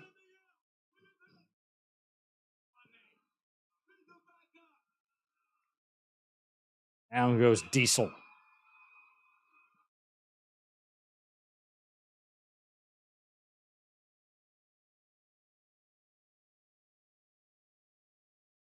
Oh. Damn. No, Bret, do you even have sternum surgery? No, I don't think Bret ever did. Oh. He's upside down and kind of like an outside the ring Tuio, baby. He's not where he wants to be. And he hurt his knee. Got those WWF Royal Rumble chairs. Right around the time Hogan went to WCW is when you started seeing WWE put the WWF logo in the corner. They love doing that shit too. Oh, look at Bret. Smart. They might have been doing that in 93, but I don't think so. I don't think it was till 94 that I started noticing the logo. And this is how Bret would kind of win the title in a few months. He's making Diesel wait. And there he is. 1, 2. Oh, that is the exact finish of Survivor Series 95. There's a pretty good story in this match, though. I do like that they both beat the shit out of each other. They threw the rule book out the window, but it didn't mean that there was a lack of respect. The enemy, Earl bump. The enemies of both attacked. Earl started the match, restarted the match twice. Now there's a ref bump. Everybody's down. And here comes the cavalry. Shawn's in. Backlund is coming in. And Owen. Backlund is kicking Bret while looking at the crowd going, yeah. Look at those weak-ass kicks by Bob. Remember that AEW show with the Dark Order and like the Phantom Punches? That was no worse than what Bob Backlund is doing right now. Everybody's in there. Pat Patterson, Dave Hebner, and Earl Hebner. The twins are in the ring. Rene Goulet. And we have Timmy White, Jack Doan, Gerald Briscoe. Holy shit. Danny Davis.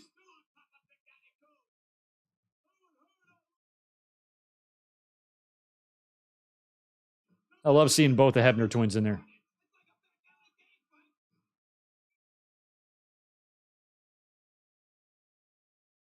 Not a back alley gang fight.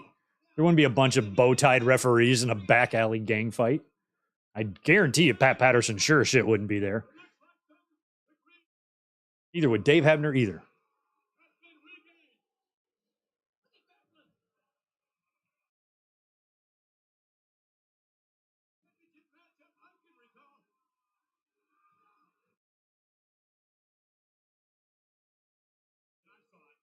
One last parting shot.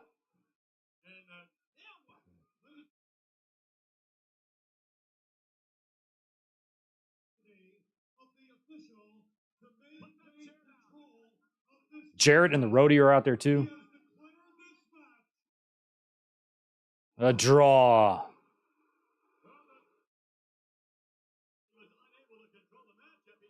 And that's very typical of WWE. They're not going to put, up and crossface on Backlund. Oh, shit. Now they're all swarming again. Good grief. You would think it would do wonders for Diesel for him to beat Bret here. And then maybe Bret win the title back from a Survivor Series, but they wanted to protect Bret. So it was a draw type of thing. But as much as I love Bret, I kind of think as a champion, that win would have done Diesel good. Beating Bret, then Shawn at WrestleMania.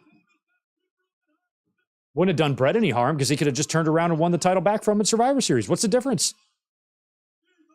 Now here's Diesel going to help out my boy. Fuck you, Bob Backlund. Thank you, Diesel. Get him out of here. Go run for president or something, you weirdo. I mean, after Bret tied up his legs, hit him with a chair, he saves him.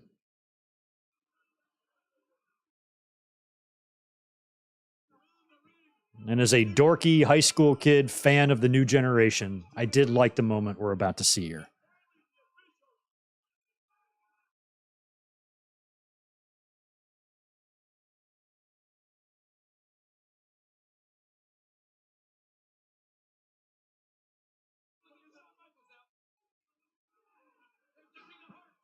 All these officials are keeping back Owen, Shawn, and Backlund, and Jarrett.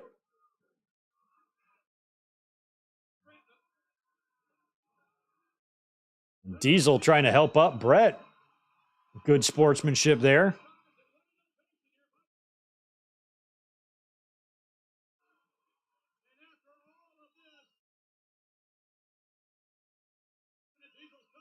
Oh. He's trying to help Bret, but Bret's kind of like keeping his distance. Yeah.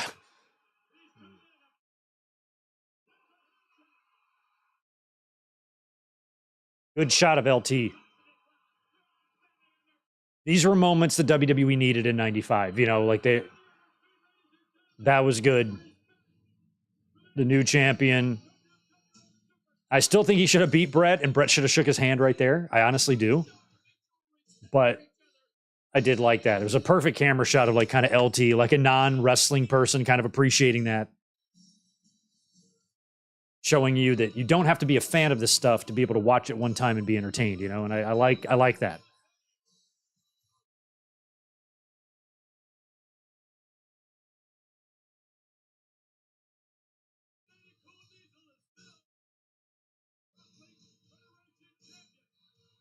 I mean, as a fan, I was a little bit worried about what Bret's future was, you know? I mean, I was like, what's he going to do?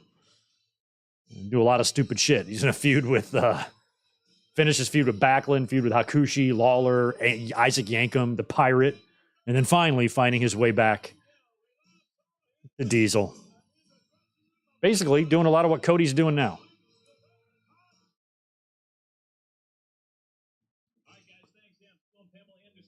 Of course you are, Todd. Of course you're still there.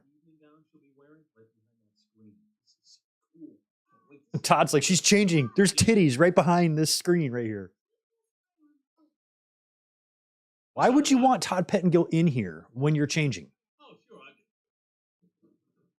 The last person you'd want in a room with you changing is a guy with a mullet, unless you're Dominic Mysterio. Then, of course, you would invite him in. Give it to her. And you're wearing an earring. God, Todd. Let's go to Stephanie. No, you're going to kindergarten teacher Stephanie here. Bob Sparkplug Holly. Are you ready to do arts and crafts? No, that's right, Stephanie. It's a big opportunity for us. We're so excited. We're so nervous. We're so X-Pac, you're the worst promo cutter ever. Right, Bob? That's right. Oh, the San Diego Chargers went to the Super Bowl. That's right. They played the Niners, got their ass whipped, didn't they? I remember that year. I got drunk. I was only 18 years old and went to a Super Bowl party at my work, and the staff got me hammered. Slipping me beers while no one was looking. Got so drunk. Oh my God, we have to show this again?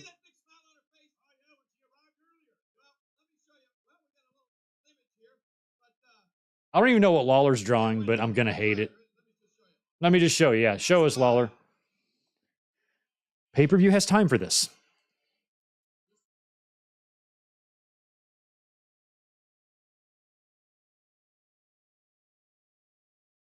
Oh, is that Fred Flintstone trying to kiss her?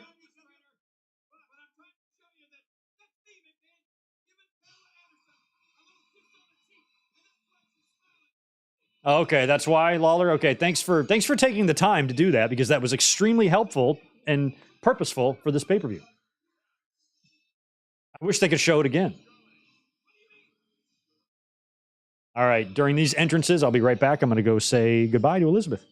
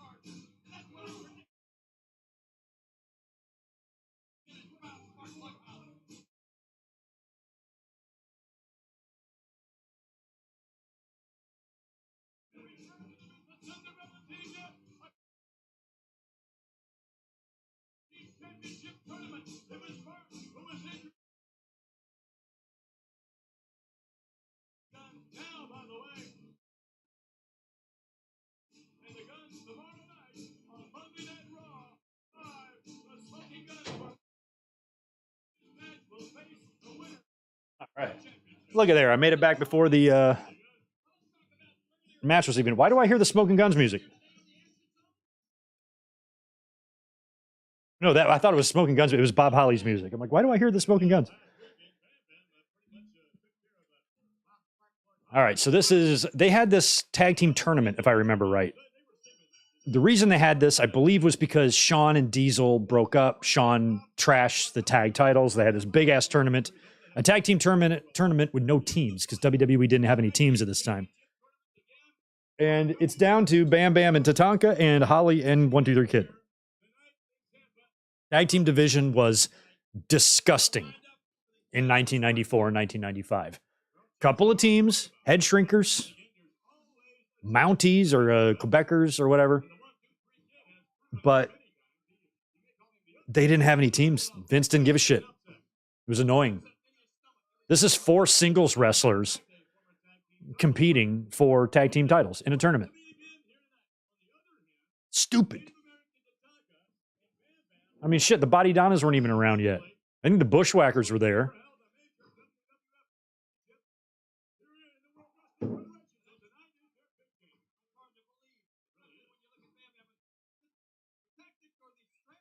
I can't believe that Tatanka never won. I mean, Tatanka and Bam Bam never held WWE gold.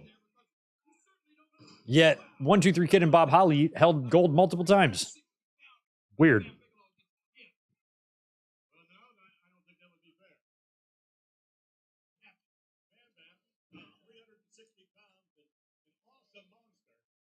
All right, looks like LA is punting. Like to see that.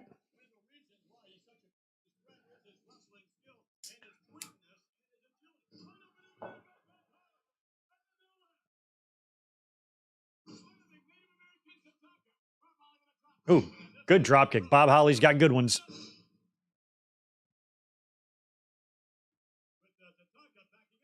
Yeah, after this match is where they do the LT angle.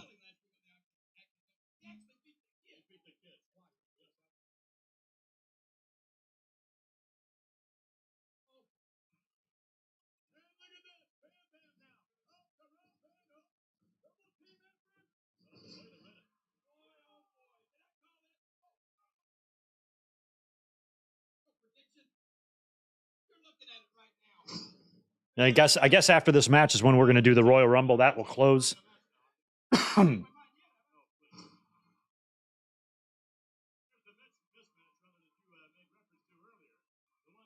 Yeah, 123 Kid and Bam Bam.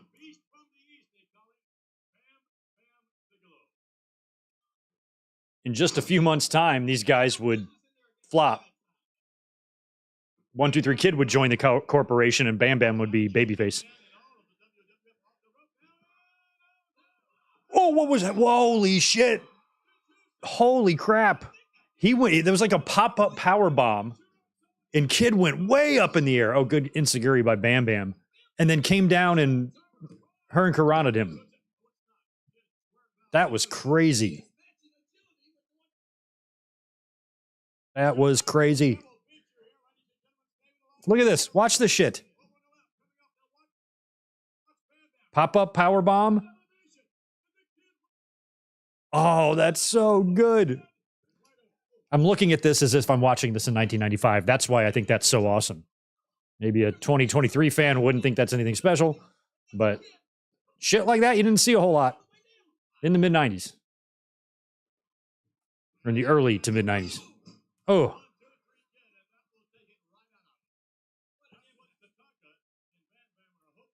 About a year away from them cruiserweights really hitting the scene in WCW, and then shit would get nuts, but that was a really awesome sequence.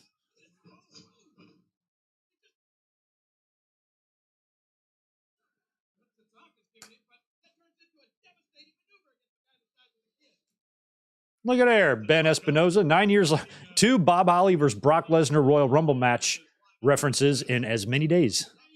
We talked about that one yesterday.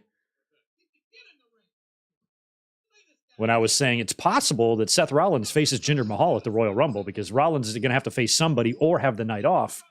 And since he's not really feuding with anybody right now, he's either going to have the night off or probably wrestle Jinder.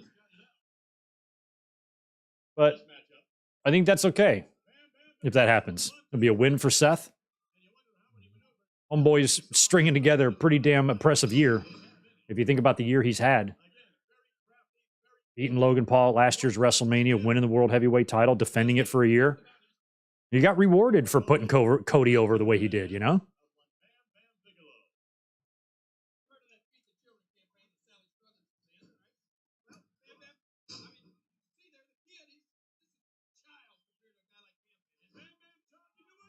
Oh.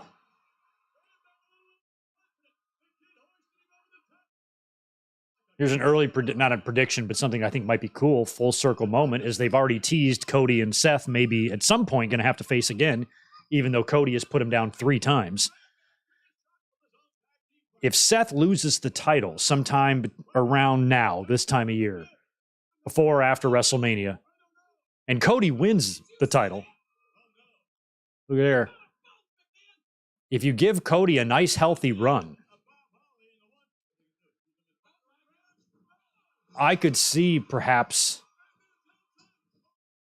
at WrestleMania 41, Cody, maybe on night 1, not even night 2, maybe night 1, Cody defends against Seth Rollins and loses the title to him.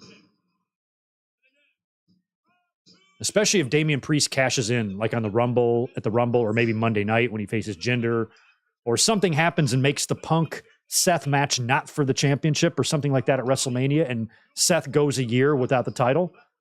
Ooh, winning the title from Cody, I think would be an excellent way to pay all that back, give him that win over Cody back, bring all that full circle. I think would be awesome.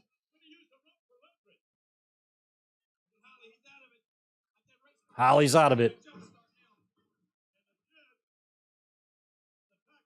Going into this match at the 1, 2, 3 Kid. Going into this match at the time, I was not surprised that 1, 2, 3 Kid and Bob Holly won here. As a matter of fact, I think I even predicted them. And the reason that I did is because we already saw this scenario. This happened with Marty Jannetty and the 1, 2, 3 Kid when they beat their Quebecers. And I'm like, I could see them doing something like that again because Tatanka and Bam Bam aren't even really a team. Neither are Holly and Kid, but Kid already has tag team championship experience with a random partner, So I felt like it was very possible that they won.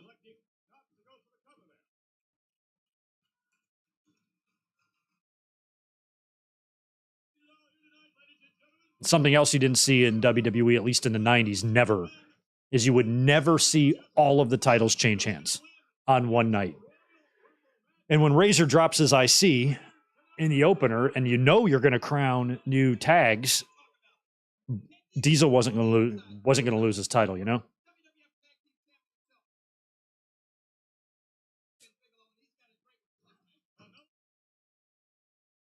Mitty, I predicted before Punk even got rolling in WWE that he would be on his best behavior. And from what we understand, it's all happiness so far.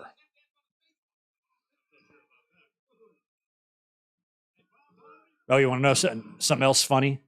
In yesterday's stupid mumbling podcast that I did, I completely forgot to mention CM Punk and Drew McIntyre. Had all my notes right there, somehow skipped over it, missed it, didn't even mention the promo on Raw between those two guys. So I owe you thoughts on that.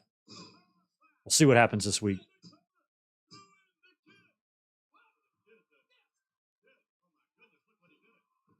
Yeah, he hit his own partner. That's okay. So you never see that on the babyface side. And what I like about this is Bob Holly isn't going to get pissed. I don't think he is anyway. Tatanka on the top. Hits Bam Bam. Something happens to Bam Bam in this match because I know when he goes into the Lawrence Taylor thing, he's got a big fucking black eye.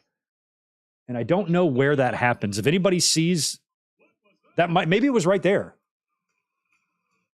It might have been right there. He's kind of holding his head. But I know Bam Bam kind of gets injured in this match somewhere, and that might have been it. I think that's where it happened because Bam Bam selling that.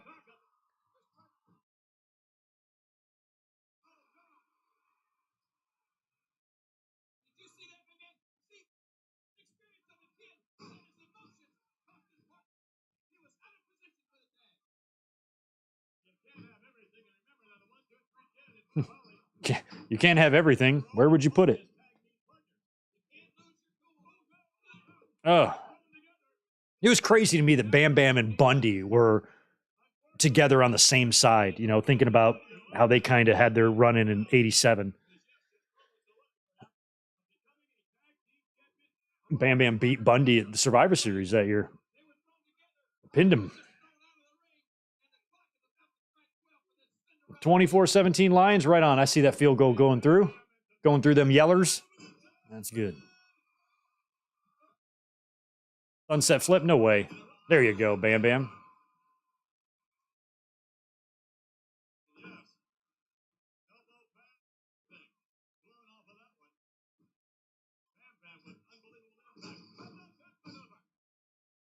worked with a guy for about 2.5 years in 1999 through 98 through 2000. He was a cook in an Italian restaurant I was managing, actually. And he swore up and down that he knew he was good childhood friends with Bam Bam Bigelow. He was from New Jersey. He even kind of looked like Bam Bam, had the same kind of face, big, huge guy. Artie was his name. Artie, wherever you are, I hope you're doing okay.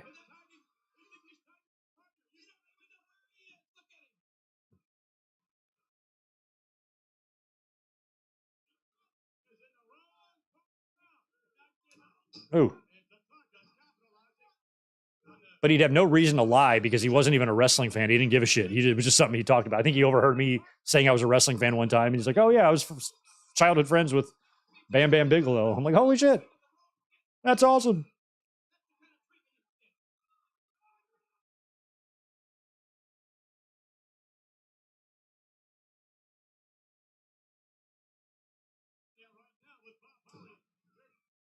Yeah, I saw Punk is advertised for the Chamber. So far, he's just advertised. So it could be a match with Drew. That would be a big one. Because you got to wonder, why would they start an issue there? You know, when there's so much other Punk stuff going on. Punk and McIntyre would be an interesting match for Chamber, to be honest. Because how do you book that?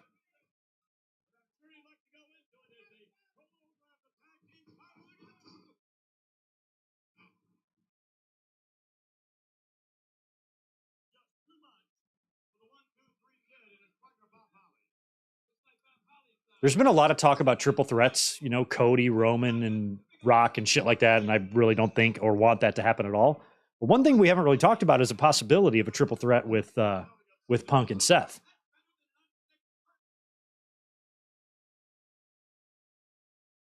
With the right guy in there, it might be an awesome match. But I still think I'd prefer to see that one-on-one too.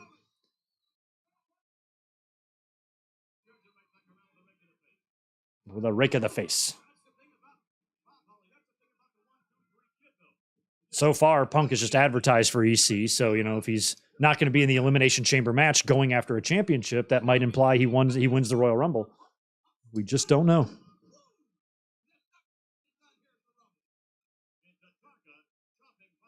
Tatanka and Bob Holly.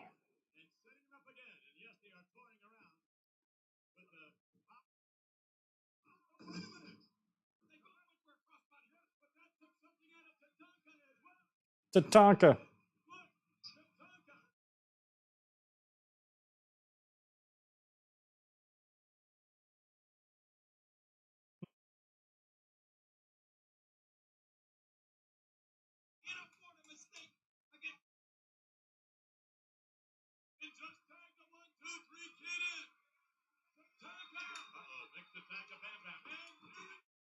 Here we go.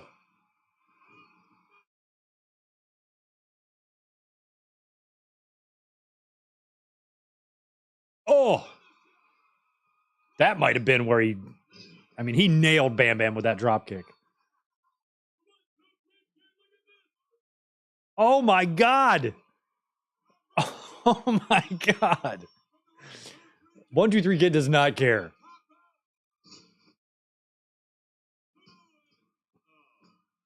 Should shout out the big fella in the, was that a Bret Hart shirt? That's the friend of Vladimir that hangs out with him all the time. I don't see Vlad, but I see him. Whatever his name is.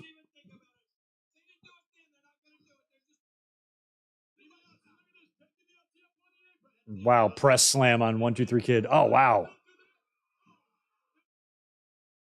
I think it was the drop kick from 1, 2, 3 Kid because Bam Bam's bleeding from his mouth now. He's hunched over. I think he got kicked directly in his face. Knocked them damn flames right off his head. Yeah, his face is a mess. He got really messed up in this. Oh my God, what's he doing? Moonsaulting it? Hey, get out of the way, Tatanka. Hey, dumbass. Oh, shit. That was actually kind of scary looking. I thought Bam Bam was going to crotch himself, but he fell backwards.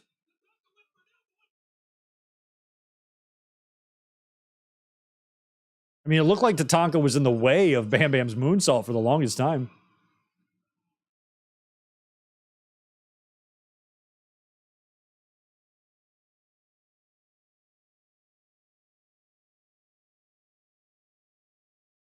There's some blood in the ring there, all over 1, 2, 3 Kid's gear there. It's got to be Bam Bam's blood.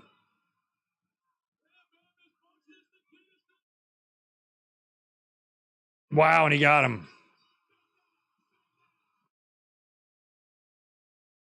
They did it. Yeah, they did it.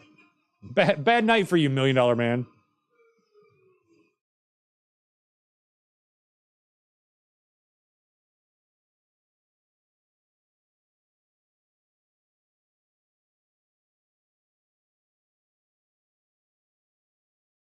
No, the old 1, 2, 3 Kid music.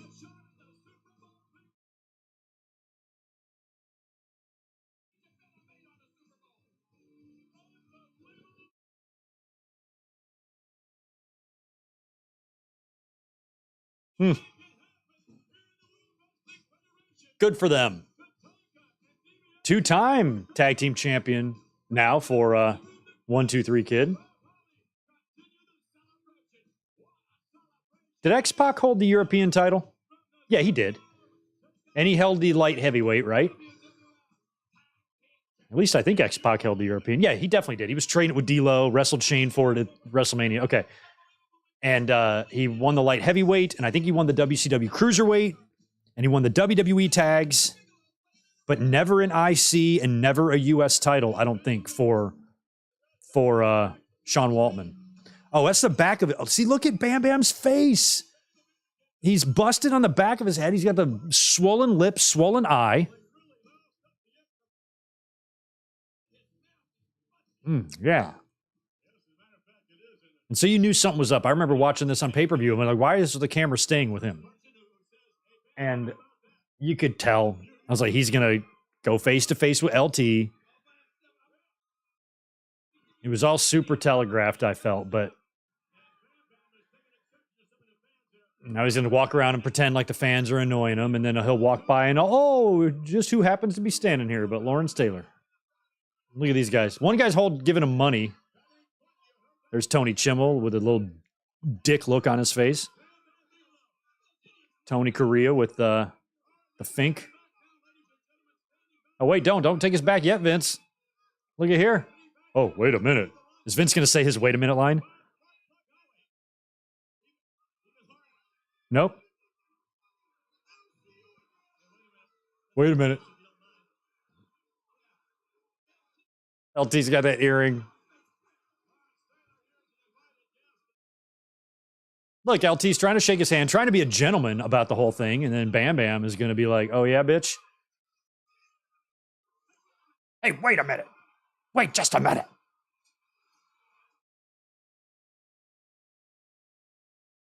He's crazy, that guy, man. He's a wrestler. Of course he's crazy. He's got flames tattooed on his head. But he's all right. Taylor's all right.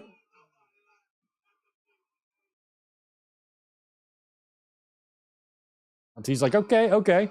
Vince gets all quiet and serious.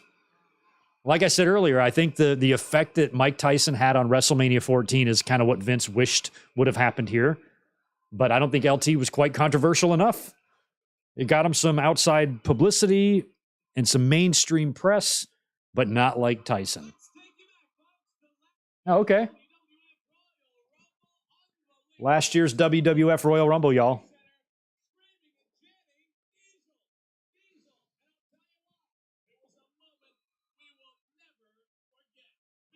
Yeah, Tony Chimmel was the timekeeper before announcing. He was the one, I believe. Tony Chimmel is the guy that ate the super kick from Shawn Michaels at WrestleMania 12. Bret landed in his lap and moved out of the way, and boom, Shawn kicked his head off.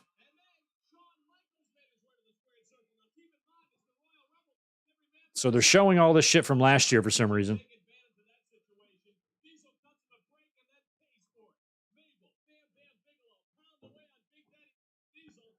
And Crush. Hey, all these guys are still in the company. That's good.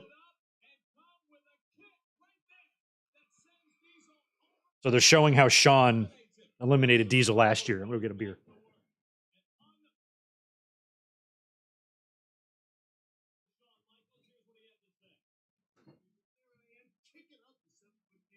Damn, is Stafford hurt? Kicking a field goal here, LA is. Be 24-20. It looked like Stafford was kind of being helped off. I hope he's all right. I don't want to see that happen.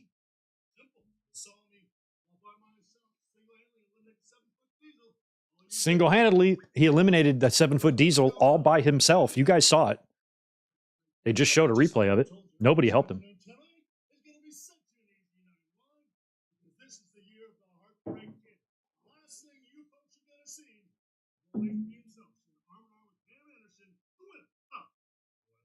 They got Pam Anderson, too. How much money do they spend on these celebrities?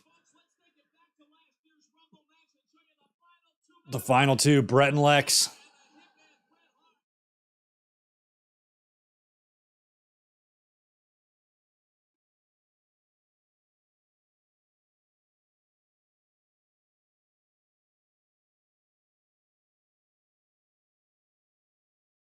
I mean, looking back at that was executed so well.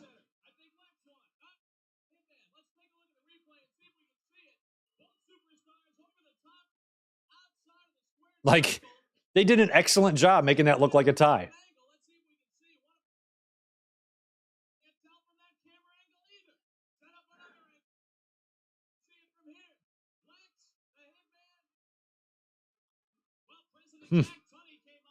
I love that they couldn't just put him back in there and say, go finish it. You're going to be co-winners because Vince just could not put one babyface over the other. Same reason why there was a no contest or a draw in Bret and Diesel. Everything was a draw all the time.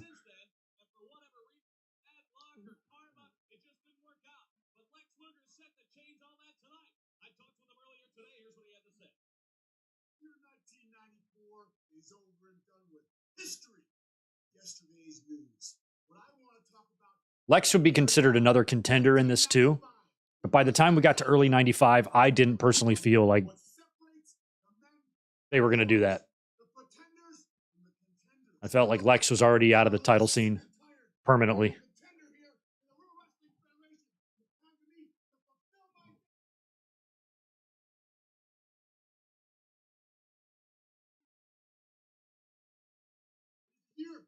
I wish he wouldn't have left, and I wish they would have kept the Allied powers together. Just put the titles on Davey and Lex.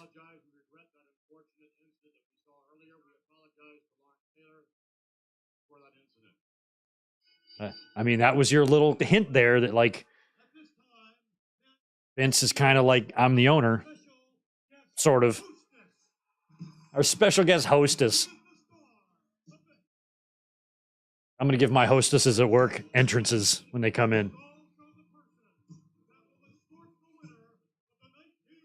About to begin her sophomore year at San Diego State.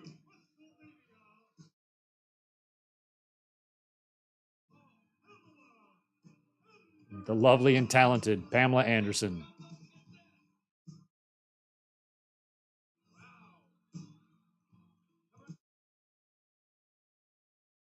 Pam's just seemed to be doing this. Like, she didn't know what the fuck was going on. She didn't know who anybody was. You just wave and dance around. I'm here for WrestleMania season, so WWE can talk about me and put me all over their fucking show for 12 weeks.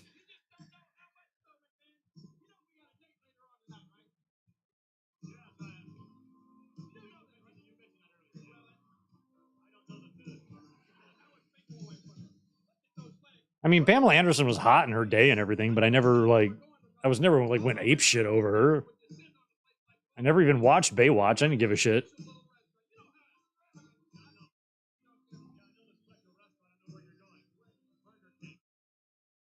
Special restaurant.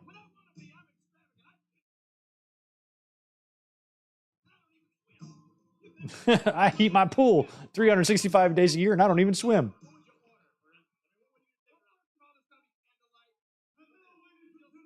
Is Vince asking what Jerry Lawler would he'd order if he went to Burger King?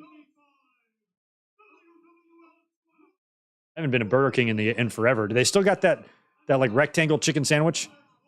I always liked that and I always added cheese to it.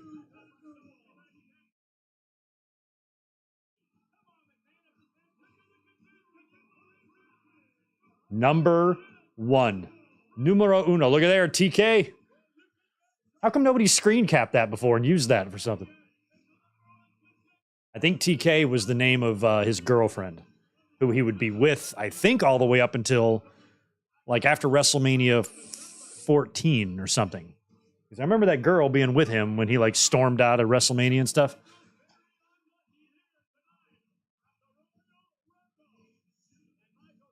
It might stand for Tammy Kitsch. I don't know. All right, Stafford looks like he's warming up there for LA. Looks like he's probably all right. I hope he is.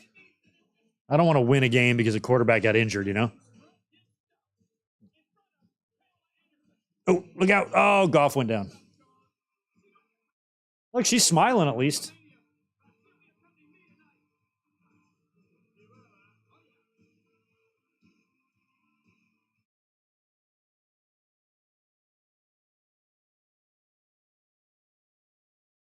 You know, Shawn Michaels may have not won a lot of fights in his life, but he might be able to take David Hasselhoff.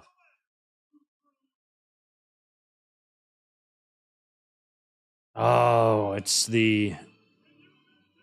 Yeah, Mike. Shawn married Rebecca, who was a Nitro girl, but they were not together yet. This was somebody before her. And here comes the Bulldog, number 2.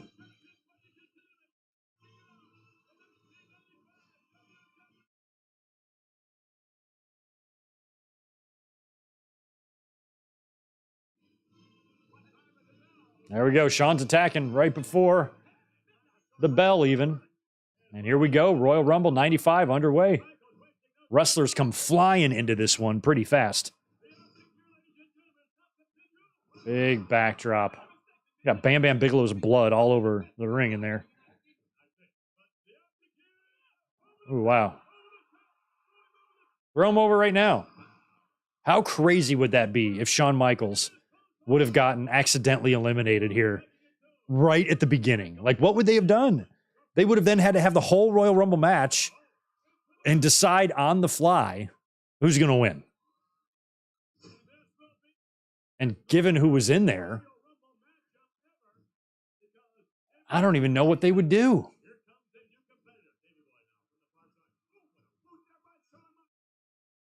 They might have to give it to Owen or so. I don't know what they would do.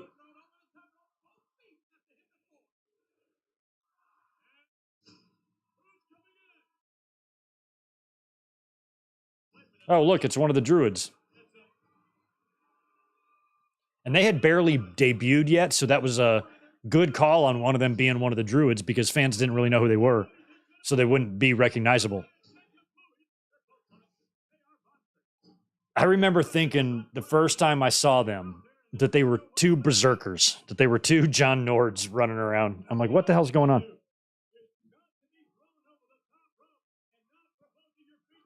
I'm not sure which one that is, Patrick or Gerald.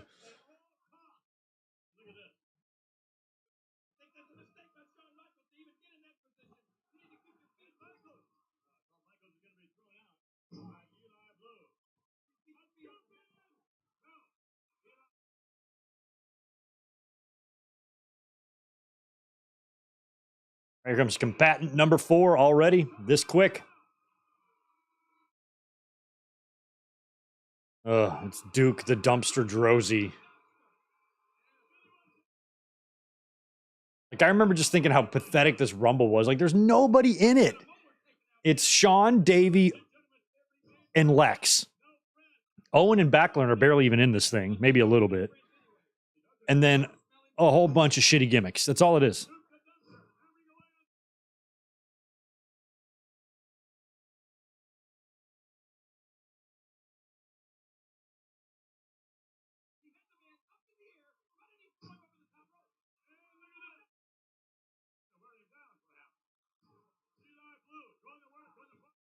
Shawn with a thumb to the eye. I don't recall many Shawn Michaels and Duke Drozy run-ins in the ring. Probably the only time they've ever faced is right here. All right. It's already time. Oh my God, it's the Gigolo. It's a body. It's a heavenly body.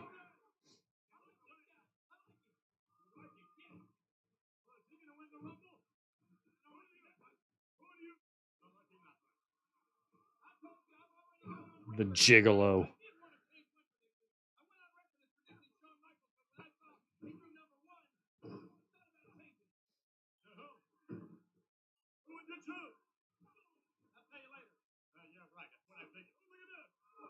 Yeah, wasn't Dutch? Dutch might have been the Blues manager. I think they did bring him in, right? I have a memory of that. I know Dutch was in the '90s. He was Uncle Zebekiah, I think, right? And then they had Cletus. They had Dirty White Boy was Cletus for the Godwin, or T.L. Hopper was came back as Cletus and joined the Godwins.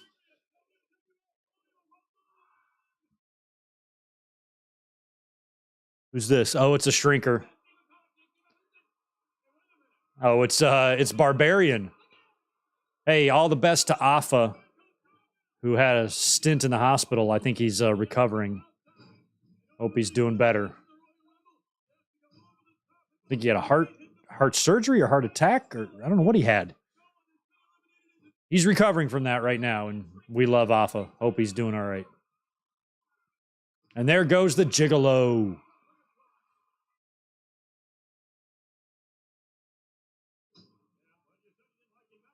Jimmy Del Rey.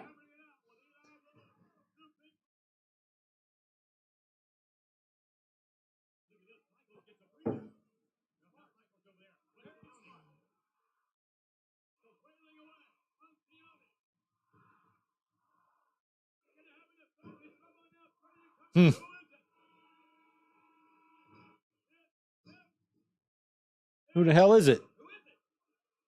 Oh, it's Dr. Tom. Might have been the other. I think the two druids are fighting each other right now, y'all. Unless the Gigolo was the druid, but I feel like it would have been Dr. Tom. He'd be the guy more than Gigolo to send out doing something like that.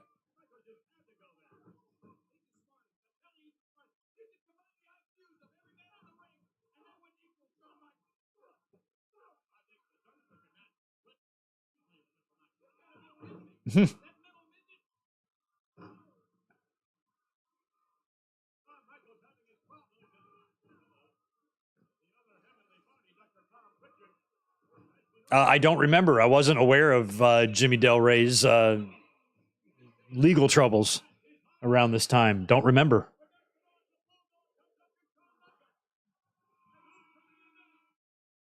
What's Dink or Doink? Hello, Dink.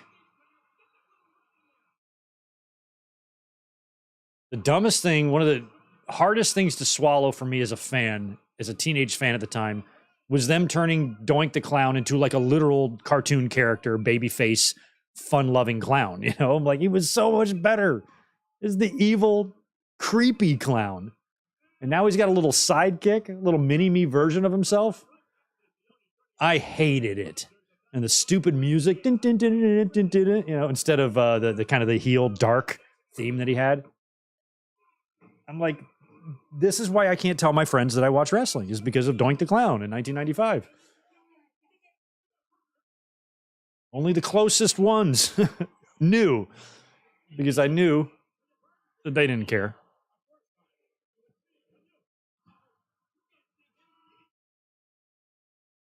Here comes Quang. Paul E., what if the Lions win the Super Bowl this year? Just keeping that out of my head, because I just couldn't imagine it.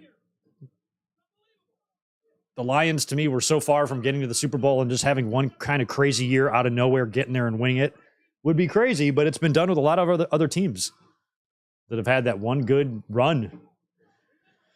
So maybe it's our year finally. They got to win this game first. They're only up by 4, and they don't have the ball, and it's fourth quarter. So baby steps. Oh, yeah, I forgot they're calling the Barbarian Sione. It's like he's been in the WWE in 2 different stints as the Barbarian, but now he's Sione.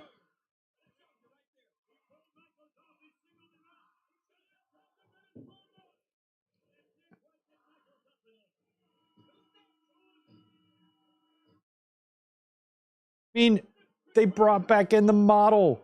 Like, the model is back. Rick Martel. I mean, it cracks me up that nowadays WWE has more than enough talent to fill a Royal Rumble. Too much talent, even, where guys don't get an opportunity. Back in these days, they had to call people up to fill out the field. Hey, Rick, what are you doing these days? You want to come down and be in this Rumble? He had a really good showing. I think it was 91, right? Martel?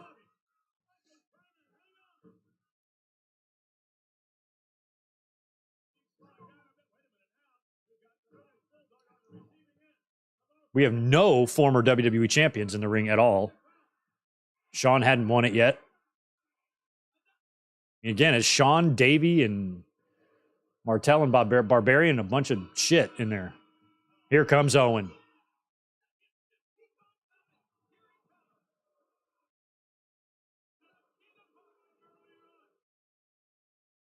I feel like, yeah, he's going to get attacked from behind. I'm like, why is the camera staying with him? So Bret comes out.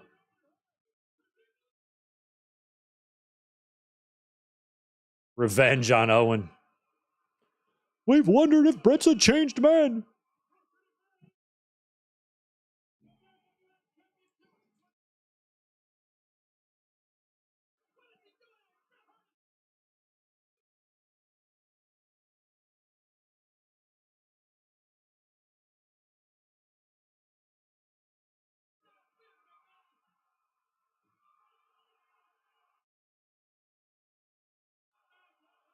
And that's it.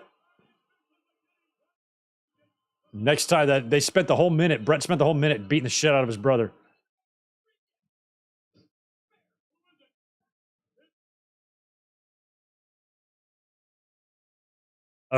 They fucked that up right there. Timothy Well came out. It sounded like the crowd popped for him, but really what they were popping for was Owen. Ooh, and Dumpster went over and took out Earl. Owen got eliminated as soon as he got in the ring.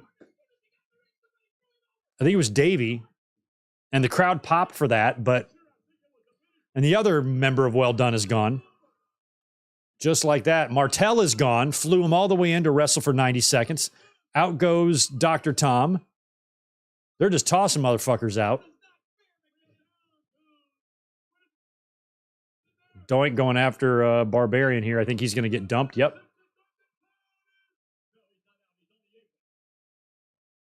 But in my opinion, they could have used Owen longer in this match. Like the field, oh, there goes Doink. The field was already weak. So to knock out one of your top guys in 1 second just seemed weird to me. Oh, and there goes two more. Oh, the whole point is to get back to Davey and Shawn. Oh, look at his Bushwhacker Luke. It's a Bushwhacker, a rocker, and a British Bulldog. This takes me back to the 80s. And there he goes.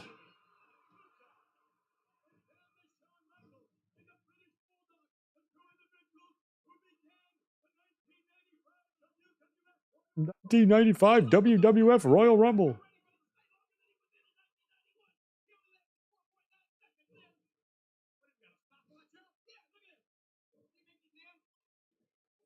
See Mickey's hand. What time is it? Well, it's either 6:15 or Mickey's got a heart on. Big suplex. And here comes the other one. Here comes the other berserker.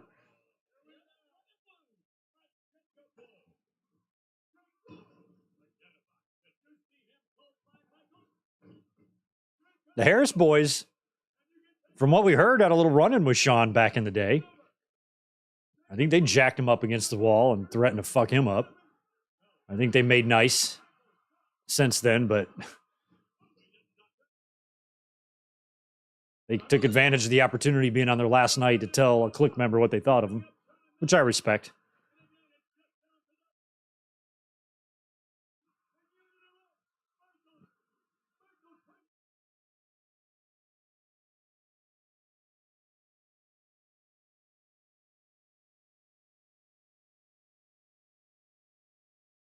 He's like an octopus. Ooh. Shawn really oh, here comes Bundy.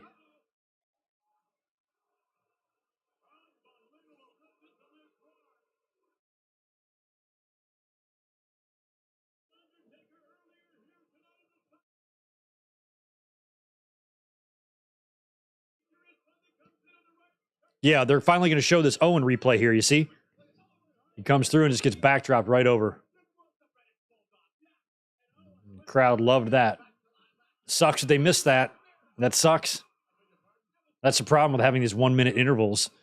The likelihood of something happening while somebody's making their entrance is pretty high.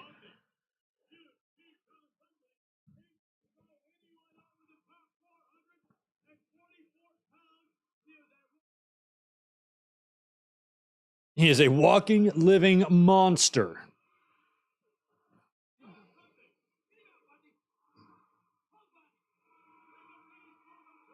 Who is it? Mabel or Mo? It's Mo and Oscar. It's Sir Mo. And he's eliminated. Oh, my God. How's that not the record? Mo was on a mission, wasn't he? Oh, my God. Yeah, mission to get eliminated.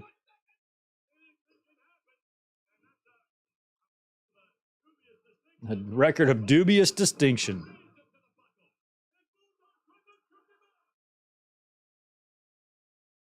Bundy's best match. Oh, my God.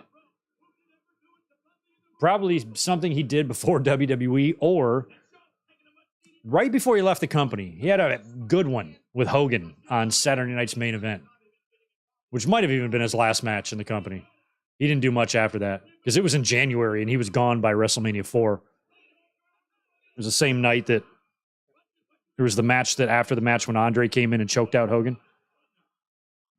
Bulldog, ironically, who was getting attacked by Bundy here, was one of the people that came down and tried to save Hogan that night. But to no avail. And here comes Mabel. Mabel on his way in to face off with Big Bundy. I mean, Mabel's bigger than Bundy. I think Mabel would fuck him up in a real fight, too. There we go. If this is a real fight, I'd pick Mabel. Ooh.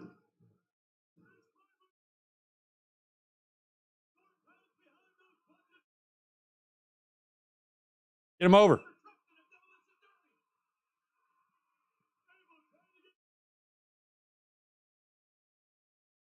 Here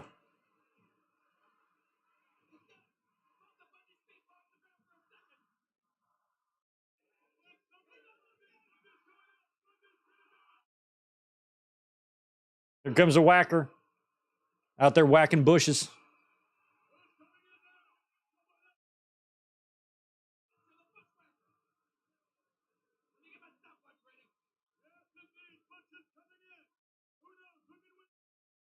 Oh, there he goes.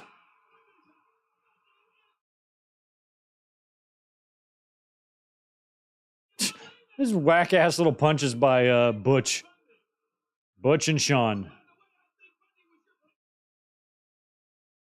Oh, my God, Shawn. Getting worked over by Mabel.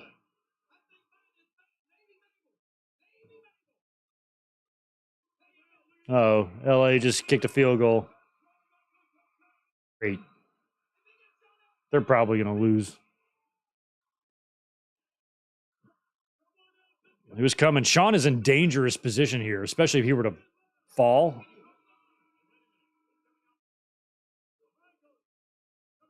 It's Lex Luger. Going after Mabel. Taking out Shawn. Oh! Oh my God, that was easy. Now it's Davey and Luger.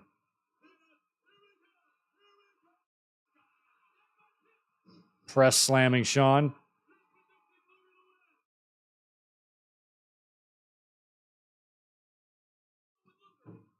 I don't remember any Shawn Michaels and Lex Luger TV matches either.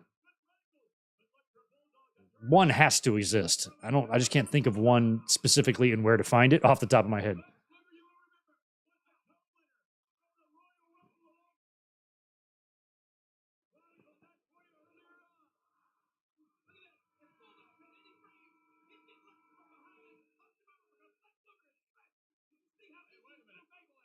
Oh my God, Mantar. I forgot about him. These gimmicks were just such shit around this time. Like, what were they doing?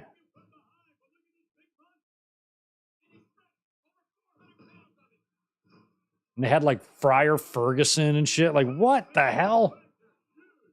Ugh.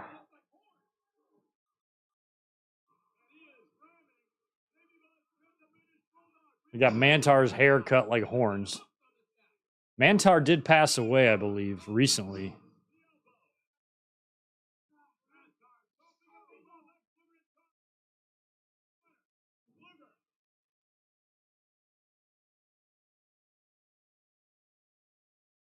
What was Mantar supposed to be? I think he was supposed to be half man, half amazing. Something like that. Oh, here comes the jockstrap Montoya. The Portuguese man of war. Trying to get the boy toy.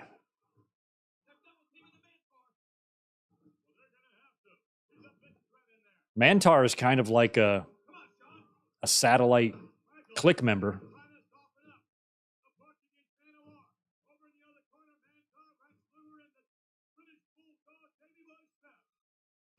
Ooh.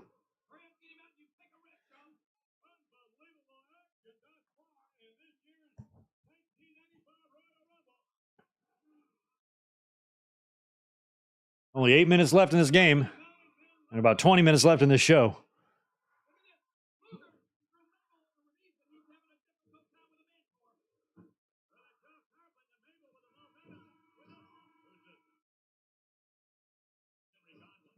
It's Henry Godwinn. I think Henry Godwinn's wearing Oshkosh Bagosh jeans.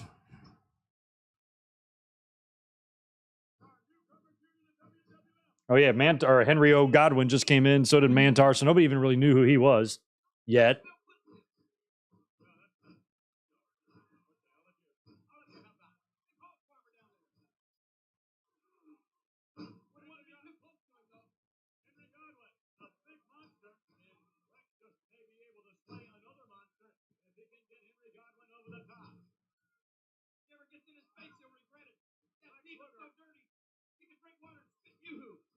Ew. I do not like Yoo-hoo. I think it's fucking disgusting. I never drank it.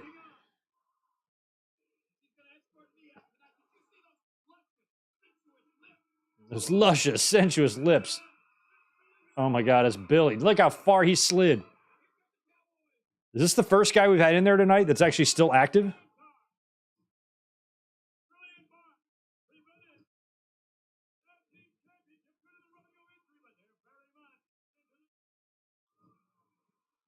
I think it's the first guy all night that's still active.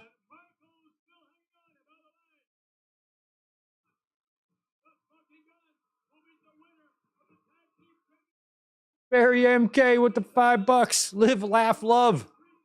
All right. I do all of those pretty frequently.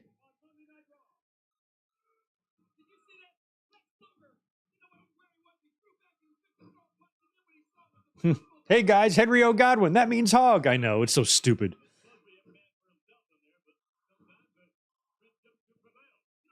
Smitty, no. Bailey will get no heat whatsoever for being in the crowd at TNA. I don't think she did that against anyone's will.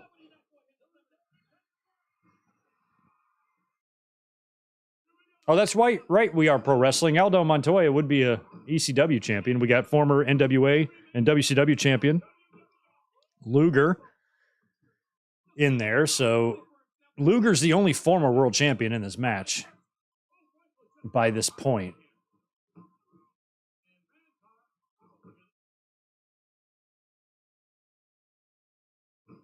Lex is resting. He's Lexton.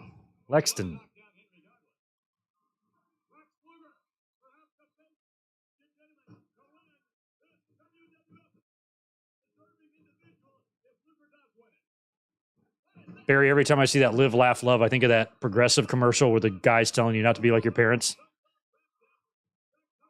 Empty butter containers are not for your leftovers.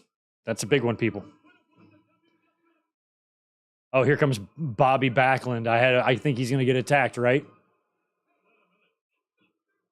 Bret's going to be like, not today, Satan.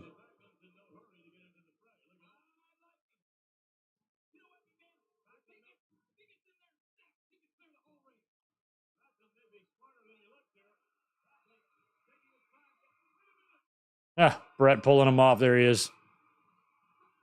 I love that Bret is just going nuts on this show. I mean, you did like to see, even though I was upset that Bret wasn't champion, I like to see that as somebody that felt his frustrations too. I'm glad that if somebody now does Bret wrong, he's going to exact revenge on that sack of shit, which is what he's doing here. Presidential candidate Bob.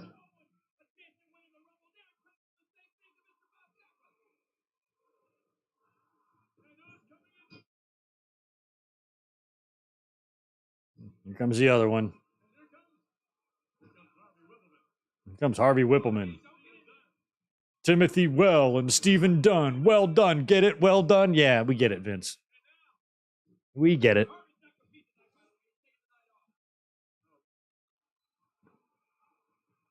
Yeah, I think Trinity wrapped up business with TNA last night. Part of the reason why her friends were there to support her. And there goes Bob Backlund. So I think Trinity will be feeling the glow in the WWE pretty soon. Good for her. Welcome back. You should always be in the same promotion as your spouse, I believe, you know? Probably just makes things easier.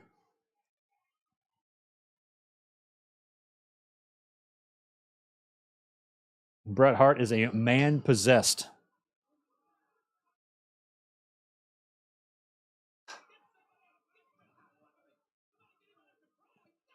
Yeah, Bret's saying, fuck you, Bob Backlund.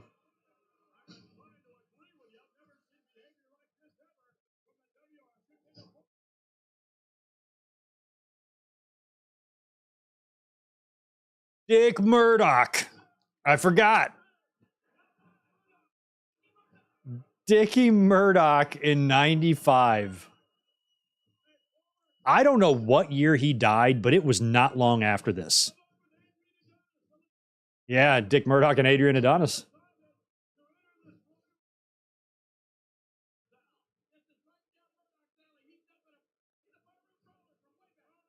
Murdoch's just a country motherfucker. He's about as country as you get. Like, if you want to talk about country, that is Dick Murdoch. The dude shits grits.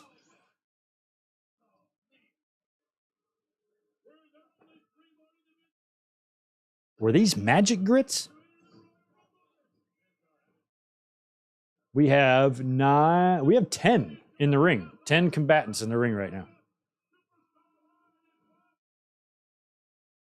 Oh, it's Adam Bomb. His last name's Bomb, and his first name's Adam. But not Adam like ATOM, ADAM, Adam Bomb. But it sounds the same. And that's really cool. We should make a wrestling character out of that.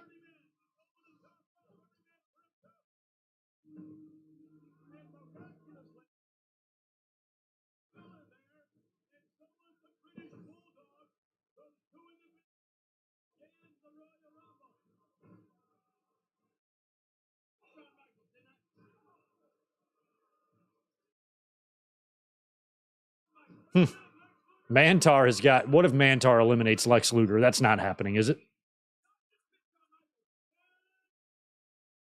Art Gunn is in there. I don't think I've mentioned him yet. Here comes Fatu. Here comes Rikishi.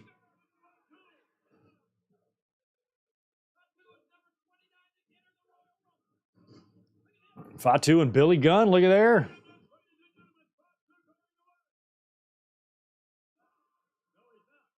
Pretty sure Billy Gunn is still the only guy in this whole match, perhaps, that's active. If we had any other people get eliminated that's actually still wrestling matches today, I don't think so. Oh, there goes Mantar. I can only think of Billy so far. A lot of these guys are dead. In the ring right now, Dick Murdoch's dead. Luger's not dead. Dick Murdoch's dead, and I guess maybe that's it.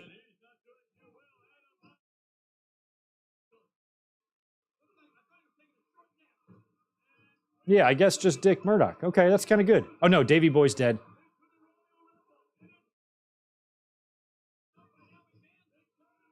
Oh, is this number 30? It's Crush. Hey, look, we got the entire team of Chronic in the ring right now. Or we're about to.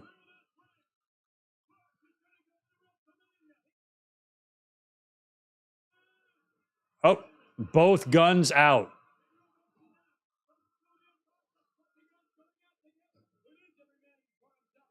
Shit, LA's on the move. They're down one. This isn't going to be good. They're going to kick a field goal and take the lead and force Detroit to score. That's exactly what's going to happen. I can already tell.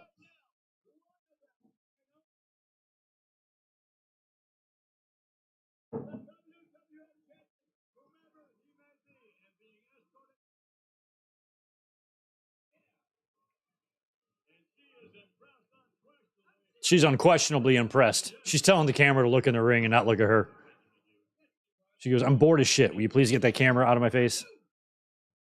Like, imagine Pamela Anderson, who already doesn't watch wrestling as it is, has to watch this parade of carnival characters, circus animals coming out there and these get-ups and gimmicks.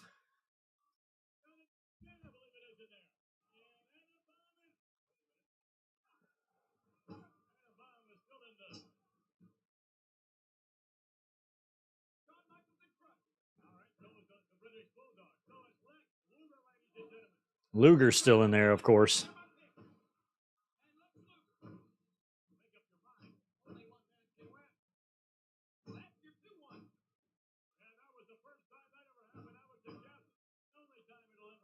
Yeah, I hope so, Vince.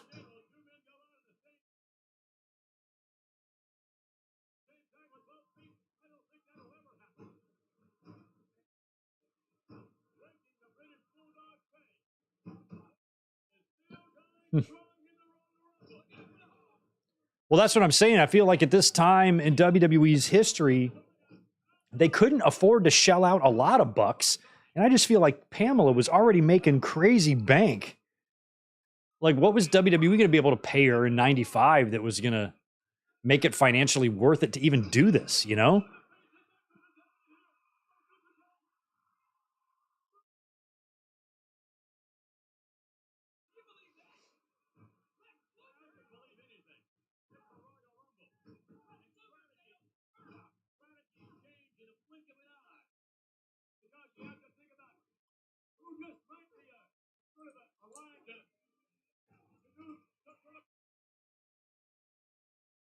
Oh, yeah, I know. Field goal only puts them up too, but it puts them up, forcing I almost said forcing WWE, forcing Detroit to score.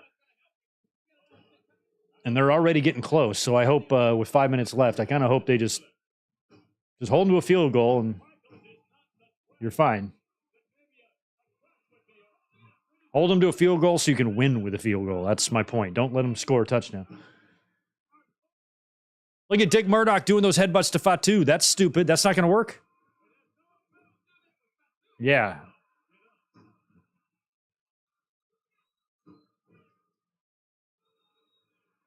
At least Dick Murdoch knew about those the craniums of them Samoans.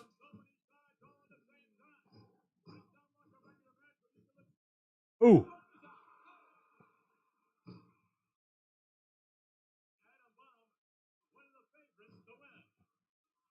$250,000 sounds probably pretty close to accurate. I would think maybe for WrestleMania 11 main event, wrestling a celebrity, sports Hall of Famer. I wouldn't be surprised if that's close to what he made.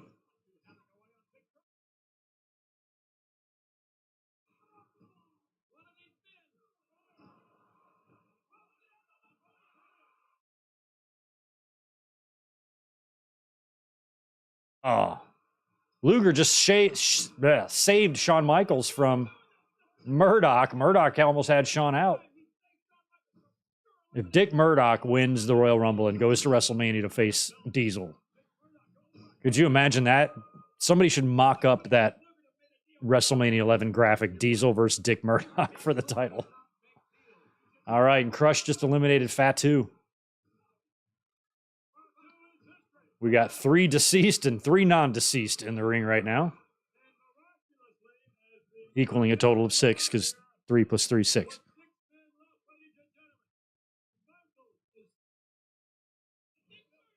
Look at Dick Murdoch throwing drop kicks on Henry Godwin. All right, it is 3rd and 14. Please fucking hold them here. Up, flags, whistles, something. Airplane spin by Murdoch to a pretty big guy. Oh. Oh. Wow, look at Henry. Hang on. That's incredible. That, unless his feet touched and the camera didn't catch it.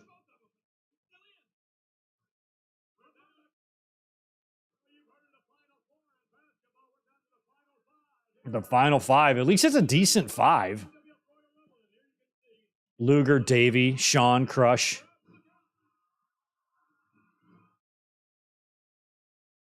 And Mark, Shanghai Godwin. Canterbury Pierce.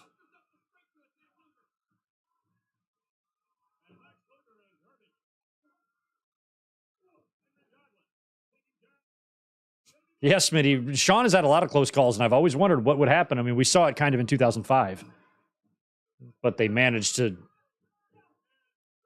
figure that out. But like I said earlier, if Shawn would have gone out in the first 2 minutes of the match, then what do? He's your winner. You got to go the whole rest of the Royal Rumble, not even knowing who's going to win this damn thing. You got to figure it out on the fly. I wonder if they have like a backup plan. Hey, just in case if this happens, we go plan B. I wonder if they even have plan Bs, if they just run with it. Oh, there goes Godwin. And then if something fucked up happens, then you just call it from the back, from the earpiece. Like, here's what we're doing. I don't know. I don't know how it works.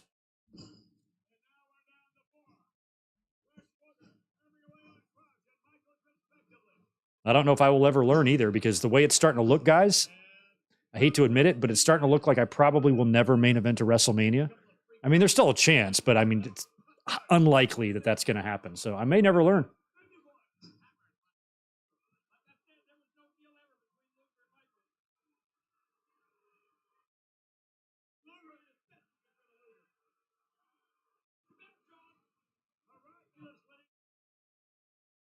Michaels and Crush.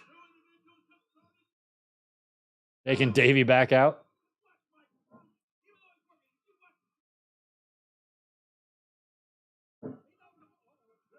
Uh-oh. Uh-oh.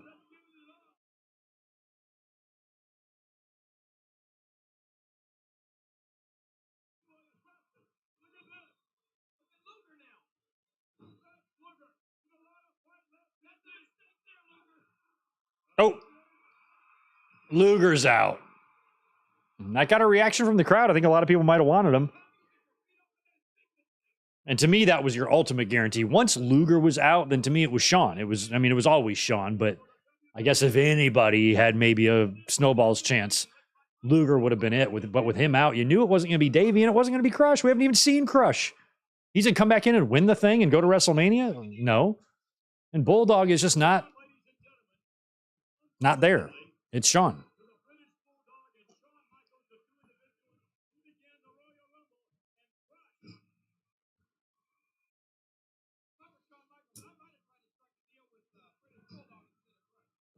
Oh, yeah, good idea. Daniel Clark, I'll give that a shot at the next WrestleMania I go to. I'll just hop the barricade, run right in.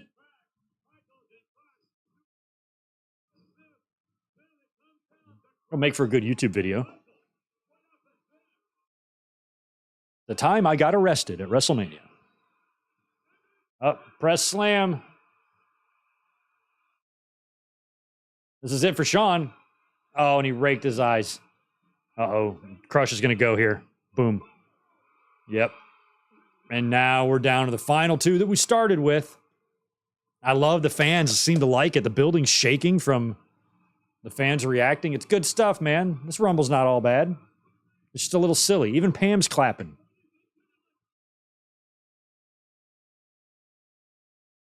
Sounds like the beginning of Kerry Von Erich's Texas Tornado theme. All right, commercial on the game. Shawn and Davey. Big punt kick to Shawn's face.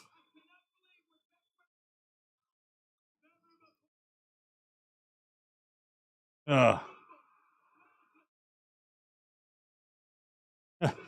from SummerSlam 2005, that spot in the corner. Oh, my God. Wow, another close call.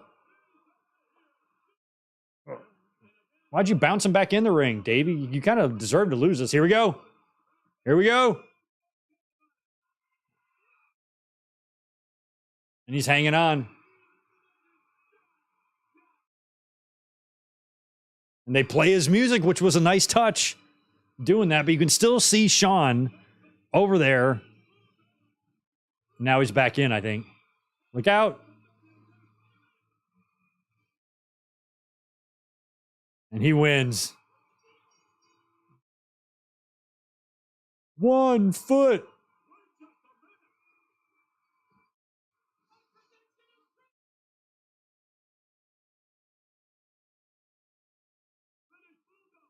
No, he wasn't, you dummies. He was hanging onto the ropes. Are you dense? One. Only one. What?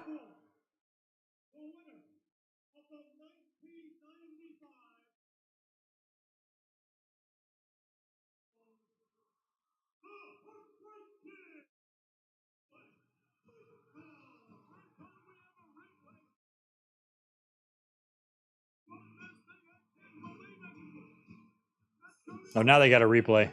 Now there's a camera over there. Why didn't they just use this camera and cut to this one to begin with?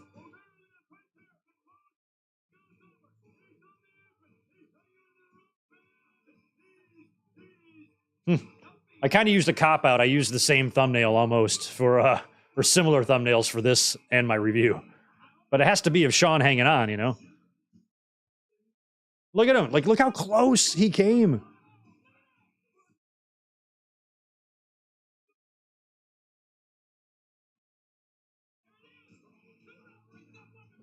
Yeah, two really good referees, too, Earl and Timmy White, determined that only one of Shawn Michaels' feet hit the ground. Oh, now Pam's in the ring with him. He's like, you stand here. I'm going to do my stupid little pose, and you're going to look, and you're going to roll your eyes like it's the dumbest fucking thing ever, because it is.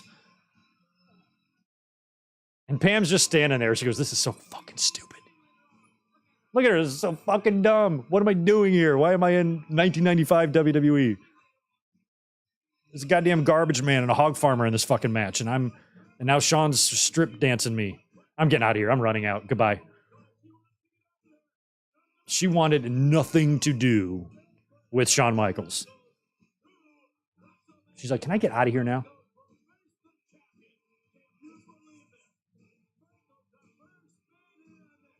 Now I'm going to wave in the dark. Goodbye to everybody.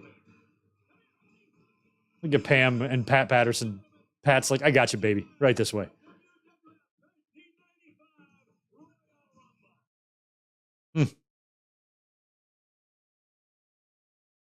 Right on. All right. That is the end of Royal Rumble 1995. I don't know what's going on this game right now. It's commercial, but thanks for watching this one. Okay, it's still 4 minutes left. All right, well, I guess I'm going to finish watching this game and hoping that Detroit hangs on here to win. I want to thank you guys for being here again on another Royal Rumble watch along. This one was fun. I'll figure out which one we're going to do next week. And since I'm not going to be here for a Raw review tomorrow, I'm probably going to be up here on Tuesday for some sort of a podcast because there's some more stuff going on that I think I want to talk about. So look for an episode on Tuesday, and I'm going to throw together some members only videos, schedule some members only videos because we have to get back on track with those Saturday night's main events at some point. So I'll set some of those up too. So make sure you stay tuned for all of that. And thanks again for being here on a really fun Sunday. I'm glad we finally knocked out Royal Rumble 1995. I'm going to finish watching this game and chill out, and I will catch y'all in just a couple of days. Enjoy Raw tomorrow. I will be tweeting, so if anything crazy happens, please let me know. And if we have a title change tomorrow night or a cash in or anything crazy, I will be up here first thing Tuesday, maybe even tomorrow night to talk about it. So y'all have a great rest of your Sunday night, and I'll catch you